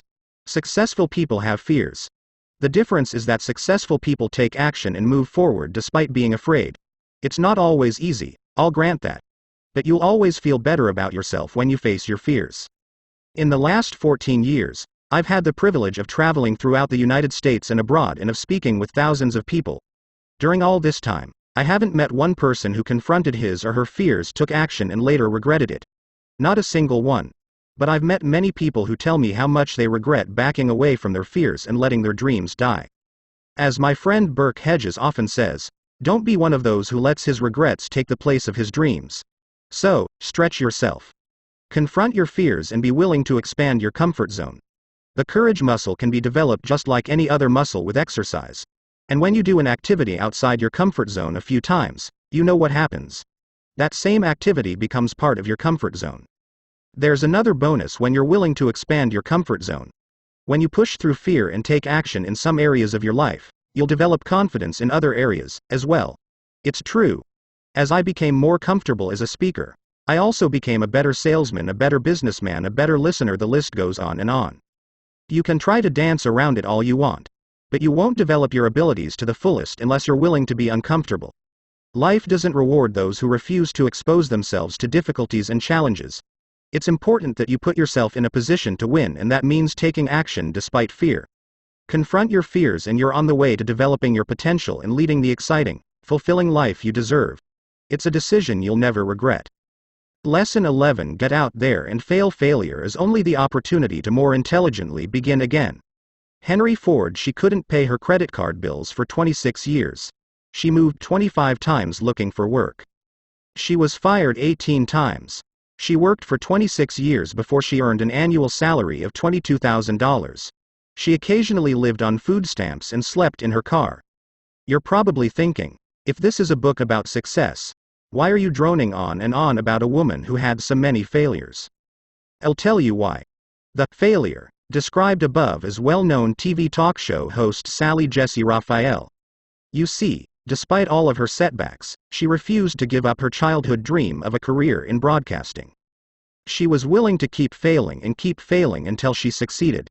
Sally Jessy Raphael has earned millions of dollars and has enjoyed a long and successful TV career. All because she kept a great attitude despite years of failures. In the beginning, how is it that someone like Sally Jessy Raphael can endure 26 years of failure and keep going?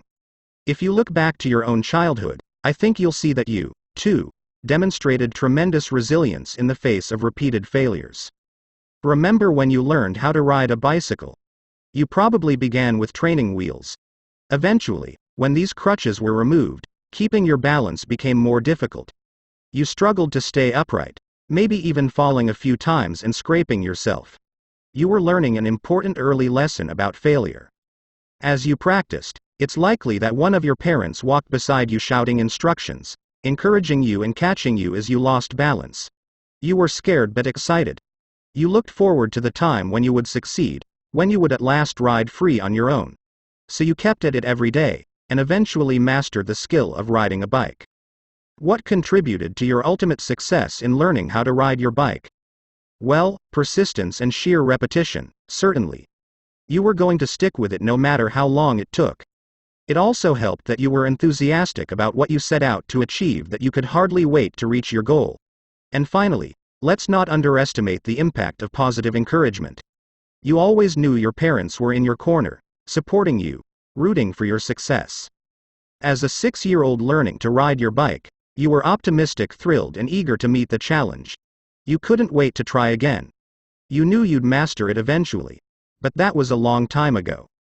Yesterday and today. Now let's examine how most adults approach the development of new skills. Would you say they're optimistic, thrilled, and eager to meet the challenge? We both know the answer to that question is no. Let's assume we asked a group of adults to learn a new software program or to switch to another position in the company. How would most respond? They'd try to avoid it.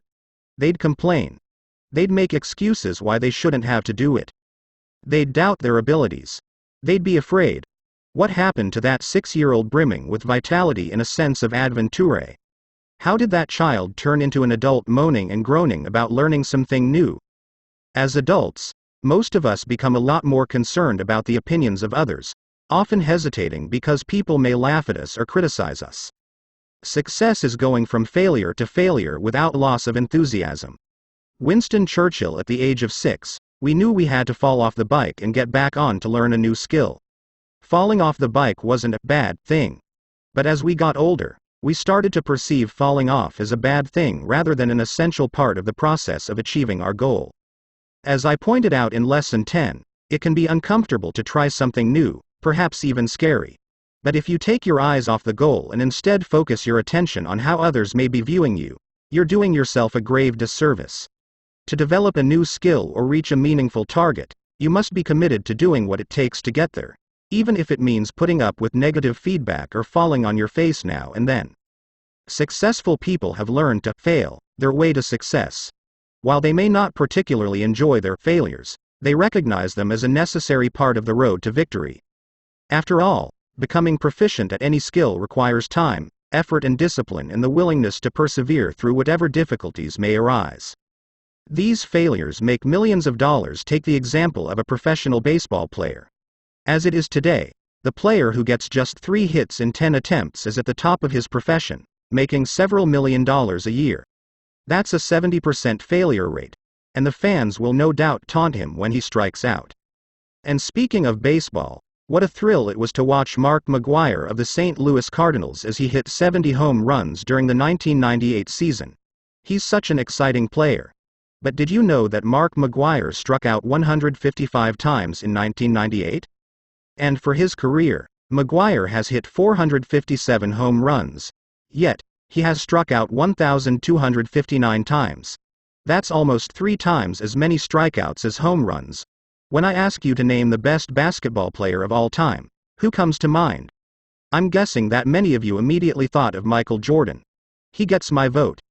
Let me share with you this statistic. Michael Jordan has a career shooting percentage of 50%. In other words, half of the shots he took in his career were failures. The greatest mistake a person can make is to be afraid of making one. Elbert Hubbard, of course. This principle isn't limited to sports. We also know that show business stars and media personalities are no strangers to failure. Many actors invest 10 or 15 years, enduring hundreds of rejections before landing a part that launches their careers. And then, even after achieving some degree of success, they still experience occasional box office flops. On the night he graduated from college, Jerry Seinfeld did his first comedy gig. It was at a comedy club in New York City. He bombed. When asked to describe that evening, Seinfeld said, "It was pretty horrible. It was a terrible sinking feeling." But he didn't quit. He kept performing his stand-up routine at night. He had 5 very tough years. And then he was invited to appear on The Tonight Show with Johnny Carson in 1981. He was a big hit and on his way to an incredibly successful career. In a nutshell, all these individuals realize that success, to a large extent, is a matter of persistence. That is, if you keep trying, keep developing yourself, and keep making adjustments along the way, you're going to succeed. You simply need to get enough at-bats, go on enough auditions, visit enough potential clients. Undaunted by failure, I want to tell you about two guys who wrote a book containing a collection of inspirational stories. They figured it would take about 3 months to make a deal with a publisher. The first publisher they approached said, no. The second publisher said, no. The third publisher said, no. The next 30 publishers said, no. Having racked up 33 rejections over a period of 3 years, what do you think they did? They submitted their book to another publisher. The 34th publisher said, yes. And that one, yes, after 33 failures, is what launched the spectacular success of Chicken Soup for the Soul, written and compiled by Jack Canfield and Mark Victor Hansen. If you've been in a bookstore in the last 5 years, I'll bet you've seen that book. There's a good chance that you've read one of the books in the Chicken Soup series. The Chicken Soup for the Soul series has sold over 30 million copies, all because Jack Canfield and Mark Victor Hansen had the determination to fail over and over and to keep going until they succeeded. What sustained Jack Canfield and Mark Victor Hansen through 33 failures? Their attitudes. If these guys had negative attitudes, they would have given up after the first or second rejection, missing out on a pot of gold. But their attitudes remained positive and upbeat failure after failure after failure. What's a good attitude worth? In their case, about $10 million a piece and still counting. No overnight success. Another example of someone who endured years of failure is the phenomenally successful radio host Rush Limbaugh. For years, Rush Limbaugh worked at low-paying jobs and was ridiculed before he made a successful breakthrough. After floundering in radio for 12 years, he was urged to get out of the business. In 1979, he left the radio industry and spent 5 miserable years in a sales job for which he wasn't suited. In 1983, he returned to radio, and the rest, as we know, is history. Success seems to be largely a matter of hanging on after others have let go. William Featherstone, when you get right down to it, there is no such thing as failure. There are only results, some more successful than others. Failure doesn't mean you've reached the end of the line and that success isn't possible. The only time success is impossible is when you quit. Quitting is final. But continued attempts, with commitment and diligence, can be turned into success. Never give up. In the early 1990s, the owner of a Midwestern company called our office to inquire about my speaking programs, as well as our products and publications. I spoke with him on the phone and promptly sent out some information. When we called to follow up, he'd say that he was thinking about it and hadn't made a decision yet. At the beginning, we called every week. No sale. Then, we called once a month. No sale. For a period of a few years, we kept calling this gentleman. We kept sending him quarterly newsletters and flyers, and all we had to show for it was one failure after another. But in the spring of 1998, a representative of his company called our office, and I was hired to present a motivational program at one of their sales meetings. When I met the owner in person, he told me, "I was impressed with your persistence. Someone from your office kept calling me for years and didn't give up." Sure, we put up with years of failure, but it was all worth it when we made that sale. Key questions: if you aren't getting the results you want or have been discouraged by failures, ask yourself these questions. 1. Do I have an unrealistic timetable? Maybe you expect to skip steps and succeed on a grand scale immediately. Success is usually achieved by climbing one step at a time, and you don't always know how long it will take to advance to the next level. So, be patient with yourself and resist the temptation to compare your progress with that of anyone else. You'll advance faster than some, slower than others. Maintain a great attitude, take action, make adjustments, and the results will come. 2. Am I truly committed? Do you have a burning desire to achieve your goal? It's essential that you be willing to do whatever it takes and that you banish any thought of giving up before you accomplish your objective. Of course, it's much easier to be committed when you love what you're doing. Therefore, go after those goals you're passionate about, and harbor no thought of quitting. 3. Do I have too many discouraging influences? Unsuccessful results can be frustrating. That's why we need to surround ourselves with people who support and believe in us. If you hang around with negative people who are highly critical or who are doing very little in their own lives, your energy and enthusiasm will be drained. Therefore, develop a network of individuals to encourage and coach you toward success. 4. Am I preparing to succeed? Success in any endeavor requires thorough preparation. Are you taking steps to learn everything you can about accomplishing your goal? This means reading books, listening to tapes, taking courses, and networking with highly successful people in your field. It might mean finding a mentor or getting a coach to work with you. Successful individuals are always sharpening their skills. Those getting unsuccessful outcomes often do the same things over and over without making necessary adjustments. So, be coachable. Accept the fact that you don't already know it all and find resources to keep you on track and moving forward. Would you like me to give you a formula for success? It's quite simple. Double your rate of failure. Thomas J. Watson 5. Am I truly willing to fail? Face it, failure is inevitable. You will encounter defeat prior to succeeding. In our hearts, we know our most valuable lessons come from our failures. Failure is essential for growth. Look failure squarely in the face and see it as a natural part of the success process. Then, failure will lose its power over you. The truth is, when you're not afraid to fail, you're well on the way to success. Welcome failure as an unavoidable yet vital component in the quest to achieve your goals. Turning failure into success. Your failures are learning experiences that point out the adjustments you must make. Never try to hide from failure, for that approach guarantees that you'll take virtually no risks and achieve very little. As Beverly Sills once remarked, you may be disappointed if you fail, but you are doomed if you don't try. No, you won't close every sale. And you won't make money on every investment. Life is a series of wins and losses, even for the most successful. The winners in life know that you crawl before you walk and you walk before you run. And with each new goal comes a new set of failures. It's up to you whether you treat these disappointments as temporary setbacks and challenges to overcome, or as insurmountable obstacles. If you make it your business to learn from every defeat and stay focused on the end result you wish to attain, failure will eventually lead you to success. Lesson 12. Networking that gets results. You can get everything in life you want if you'll just help enough other people get what they want.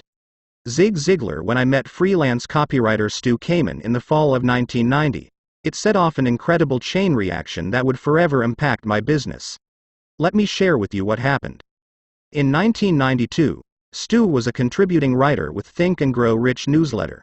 At Stu's suggestion, that newsletter ran a front-page story about me and how I went from being a lawyer to a motivational speaker. At the same time, I entered into an agreement with that newsletter where they would sell my Attitude is Everything merchandise through their publication. Thousands of items were sold. Think and Grow Rich newsletter also began to run some of my own articles in their publication. As a result, I got calls from their readers and was hired for several speaking engagements. I also got a letter from one of their subscribers named Jim Donovan, who lived in New York at that time. We became good friends. Jim referred me to Indie Publishing and Resource Books, the publisher of the book you're now holding in your hand. By the way, Jim went on to write 2 great self-help books of his own, Handbook to a Happier Life and This Is Your Life, Not a Dress Rehearsal. If you re positive and enthusiastic, people will want to spend time with you. Jeff Keller. And all of these great things happened because I tapped into Stu Kamen's network and then the Think and Grow Rich newsletters network and then Jim Donovan's network. The power of networking is nothing short of awesome. If given the choice, wouldn't you like to succeed sooner rather than later? Well, networking is a way to leverage your own efforts and accelerate the pace at which you get results. After all, the more solid relationships you build, the greater your opportunities for success. The benefits of networking. While your success certainly starts with you, it grows to higher levels as a result of your associations and relationships with people. Simply put, you can't succeed on a grand scale all by yourself. That's why networking is so important. For the purposes of this lesson, let's define networking as the development of relationships with people for mutual benefit. In the business arena, networking has the following benefits.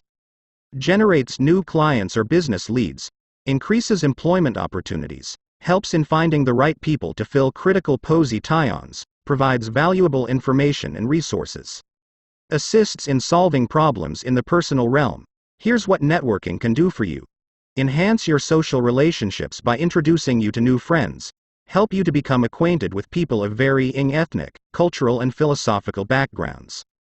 Provide valuable information and resources, contribute to your spiritual growth. Now that we know what networking can do, the question is, What can we do to enhance the effectiveness of our network? Let me pass along 16 techniques that I've found productive. To simplify matters, I've organized them into 4 separate, but related, categories. 1 attitude and action, 2 referrals, 3 communication, and 4 follow-up. Attitude and action. 1. Project a winning attitude. When it comes to networking, attitude is everything. If you're positive and enthusiastic, people will want to spend time with you. They'll want to help you. If you're gloomy and negative, people will avoid you, and they'll hesitate to refer you to their friends and colleagues. 2. Participate actively in groups and organizations. Effective networking and relationship building takes more than paying dues, putting your name in a directory and showing up for meetings. You must demonstrate that you'll take the time and make the effort to contribute to the group. What kinds of things can you do? For starters, you can volunteer for committees or serve as an officer or member of the board of directors. The other members will respect you when they see you roll up your sleeves and do some work. They'll also learn about your people skills, your character, your values, and last, but not least, your attitude. Let's get back to Stu Kamen for a moment. He wanted to build contacts within advertising agencies, so he joined the Long Island Advertising Club in 1994. Stu immediately began to attend the group's meetings. When they asked for volunteers for various projects, Stu raised his hand. He got actively involved. Within 6 months after joining, somebody approached him and said, "We hear good things about you. You're a hard worker and very energetic. Would you like to join our board of directors?" As you might guess, Stu gladly accepted. And within a few months, he began to see a significant increase in his business. In early 1999, Stu told me that well over 50% of his current business can be traced to people he met through the Long Island Advertising Club, proving that people can get big results in a short time by networking effectively. 3. Serve others in your network. Serving others is crucial to building and benefiting from your network. You should always be thinking, how can I serve others? Instead of, what's in it for me? If you come across as desperate or as a taker, rather than a giver, you won't find people willing to help you. Going the extra mile for others is the best way to get the flow of good things coming back to you. Getters don't get, givers get. Eugene Benge. How can you serve others in your network? Start by referring business leads or potential customers. In addition, whenever you see an article or other information that might be of interest to someone in your network, forward the material to that person. When I think of effective networkers, the first name that comes to mind is Mark LeBlanc. Mark gives presentations to business owners who want to grow their business and to salespeople who want to sell more of their products and services. I've referred many people to Mark. Why? He's a talented, service-oriented person who has gone out of his way to encourage me and to help me build my business. Mark has put me in touch with people in his own network who are in a position to help me. He distributes my materials at his presentations. Mark is one of those people who just keeps giving and giving and giving. That's why people want to help Mark, and that's one reason why his own business is growing. As the Bible says, "Give and it shall be given unto you." That's the truth. Referrals. 4. If you refer someone, make sure that the person mentions your name as the source of the referral. Be explicit. Let's assume you're about to refer John Smith to your graphic designer, Jane Jones.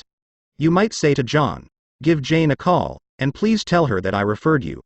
In some instances, you may even call Jane and let her know that John Smith will be contacting her. Then, the next time you see or speak to Jane, remember to ask if John called and how it turned out. You want to reinforce in Jane's mind that you're looking out for her and helping her to grow her business. 5. Be selective. Don't refer every person you meet. Respect the time of those in your network. Referring unqualified leads will reflect poorly on you. Ask yourself whether or not a particular referral is really going to be of value to your network partner. Keep in mind that the key is the quality, not quantity, of the leads you supply. Communication. 6. Be a good listener. Have you ever been speaking to someone who goes on and on about himself and his business and never takes a moment to ask about you? We've all run into the me types, and they're the last people you want to help. So, in your conversations, focus on drawing other people out. Let them talk about their careers and interests. In return, you'll be perceived as caring, concerned, and intelligent. You'll eventually get your turn to talk about yourself. Sure. This is Dale Carnegie 101, but it works. 7. Call people from time to time just because you care. How do you feel when someone calls you on the phone and says, "Hey, I was just thinking about you and was wondering how you're doing"? I'll bet you feel like $1,000,000. If that's the case, why don't we make these calls more often?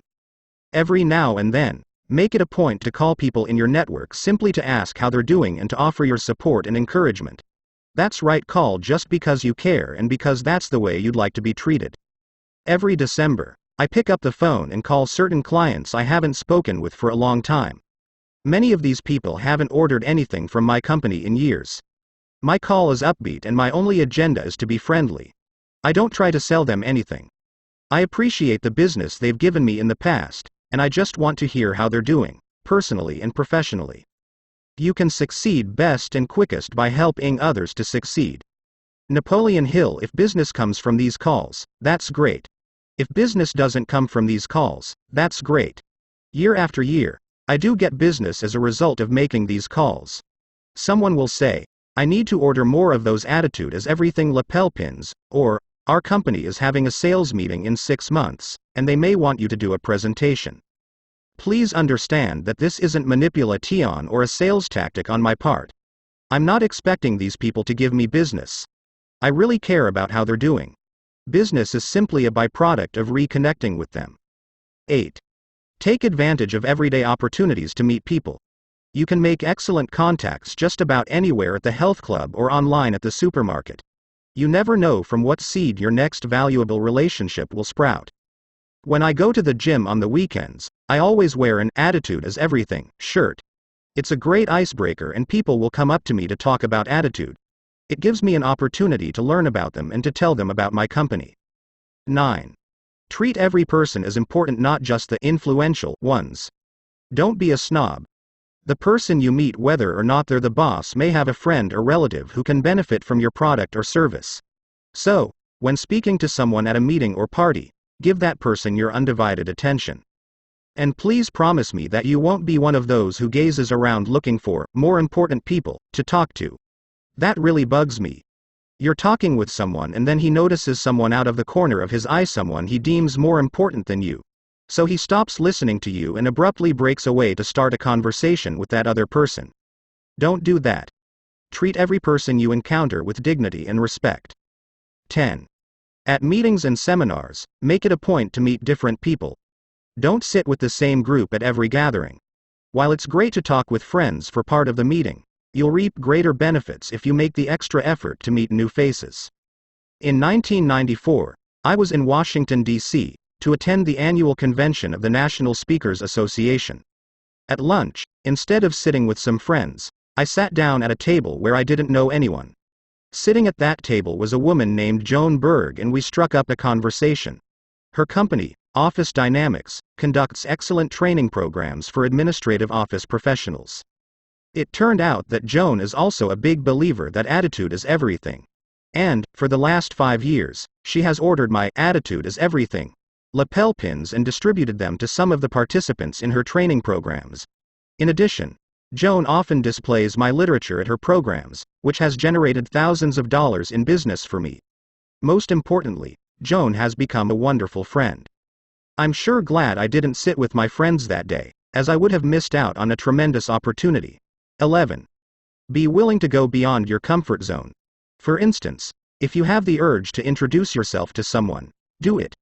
You might hesitate, thinking that the person is too important or too busy to speak with you. Even if you're nervous, force yourself to move forward and make contact. You'll get more comfortable as time goes on. 12. Ask for what you want.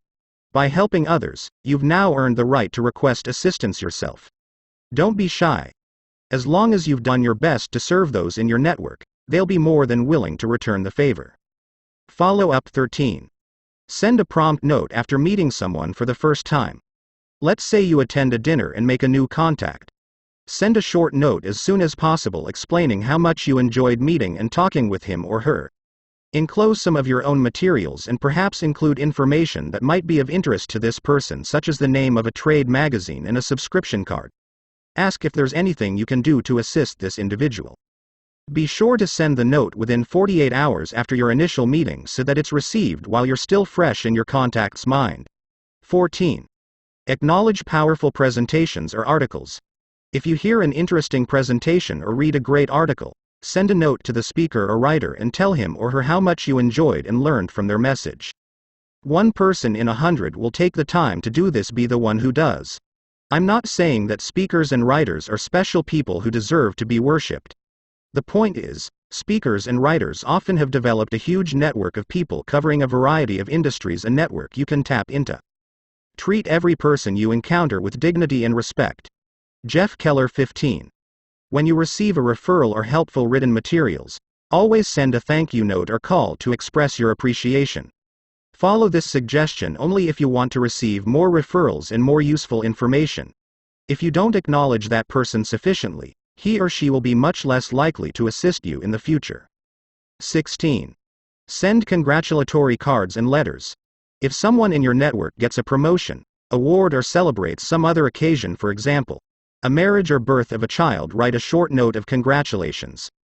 Everyone loves to be recognized, yet very few people take the time to do this. Being thoughtful in this manner can only make you stand out.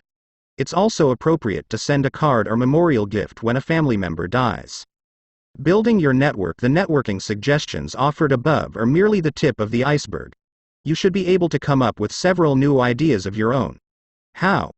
By going to your library or bookstore and seeking out the many excellent books on networking, and by noticing what other people are doing and adapting their ideas in a way that suits you. Remember that networks are built over time and that significant results usually don't show up immediately. So be patient. Build a solid foundation of relationships and continue to expand and strengthen them. You'll have to put in a lot before you begin reaping the big rewards. One final point. Great networking skills are not a substitute for being excellent in your field. You might be a terrific PR person, but if you aren't talented at what you do and constantly learning and improving, your efforts will yield disappointing results. Now, go ahead. Select a few of these networking techniques and implement them right away. Get to work serving and improving your network. Then you will truly have an army of troops working to help you succeed. Conclusion. Change your attitude and you change your life. To change your circumstances, first start thinking differently. Norman Vincent Peale. November 16, 1998. Manila, Philippines. I just finished giving a presentation to people from more than 20 countries. What an incredible privilege. Dozens of people in the audience came up to introduce themselves and to thank me for coming to Manila to share these life-changing principles with them. When everybody had left the room, I was about to gather up all my things. But for some reason, I paused for a moment. I looked around this empty auditorium 8,000 miles from my home, and I had to pinch myself just to make sure I wasn't dreaming. I flashed back to 1985, when I sat in my den, negative and depressed. I hated my job as a lawyer and hadn't the slightest idea how I'd turn things around. Now, here I was in the fall of 1998 in the Philippines, giving a motivational seminar to people from all over the world. How did this happen? I thought to myself. The answer came to me loud and clear. I changed my attitude. You see, when you change your attitude, sparks fly in the universe. You're energized. You begin to see new possibilities. You move into action. You achieve extraordinary results. That's why I say when you change your attitude, you change your life. Now I'd be kidding you if I told you the last 14 years were just a string of successes. Far from it.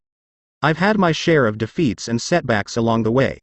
But the success principles I've discussed in this book are what have given me the courage, the guidance, and the strength to keep moving forward. Take control of your life. I applaud you for taking the time to read this book. It shows that you're truly interested in developing your incredible potential. Yet, reading this book is only the first step to living the life you want to live. When you focus on these ideas and take action to implement them, you're on the way to creating some exciting breakthroughs in your life. Act as if it were impossible to fail. Dorothea Brande. You may have seen statistics that only about 5% of the population reaches a high level of success. Why is that? After 14 years of research, I'm convinced it comes down to this. It's the rare individual who applies the success principles discussed in this book on a daily basis. It's the rare individual who consistently maintains a positive attitude, knowing that his thoughts will become his reality. It's the rare individual who watches the words he uses, knowing that he's programming his mind for success, mediocrity, or failure. It's the rare individual who has the guts to confront her fears, because that's where her potential will be developed by doing things she's afraid to do. It's the rare individual who looks for the silver lining in every dark cloud. And it's the rare individual who makes a commitment, follows through with a positive attitude, and has the persistence to get the job done. I challenge you to be one of those rare individuals. You have the potential to become more than you ever dreamed. You have greatness within you, and your attitude is the key to unlocking that potential. Changing my attitude changed my life. And if a better attitude can work miracles in my life, it can work miracles in yours. I'd like to share with you these words from Dr. Charles Swindoll, who captured the essence of attitude and how it dominates the direction of our lives. The longer I live, the more I realize the impact of attitude on life. Attitude, to me, is more important than facts. It is more important than the past, than education, than money, than circumstances, than failures, than successes, than what other people think or say or do. It is more important than appearance, giftedness, or skill. It will make or break a company, a church, a home. The remarkable thing is we have a choice every day regarding the attitude we will embrace for that day. We cannot change our past, we cannot change the fact that people will act in a certain way. We cannot change the inevitable. The only thing we can do is play on the one string we have, and that is our attitude. I am convinced that life is 10% what happens to me and 90% how I react to it. And so it is with you. We are in charge of our attitudes. Pretty powerful words, aren't they? Do what Charles Swindoll suggests and play on the one string you have, your attitude. Now is the time to take control of your attitude. Now is the time to start creating miracles in your own life. Go ahead, believe in yourself. Have the courage and persistence to follow your dreams. And above all, never, never forget that attitude is everything. May God bless you on your journey. About Jeff Keller. Jeff Keller, president of Attitude is Everything, Inc., works with organizations that want to develop achievers and with people who want to reach their full potential. Jeff is a speaker, seminar leader, and writer in the area of motivation and human potential. For more than 14 years, he has delivered his uplifting presentations to businesses, organizations, groups, and educational institutions. Jeff communicates with sincerity, clarity, and impact in a way that touches the minds and hearts of those in the audience. Each presentation or seminar is specifically designed to meet the needs of the business or organization being served. He is the author of 2 highly acclaimed publications: Attitude is Everything newsletter and the free monthly email newsletter, A Circumflex Euro Oria Euro S to Your Success. A Circumflex Euro. Jeff is a member of the National Speakers Association and lives in New York.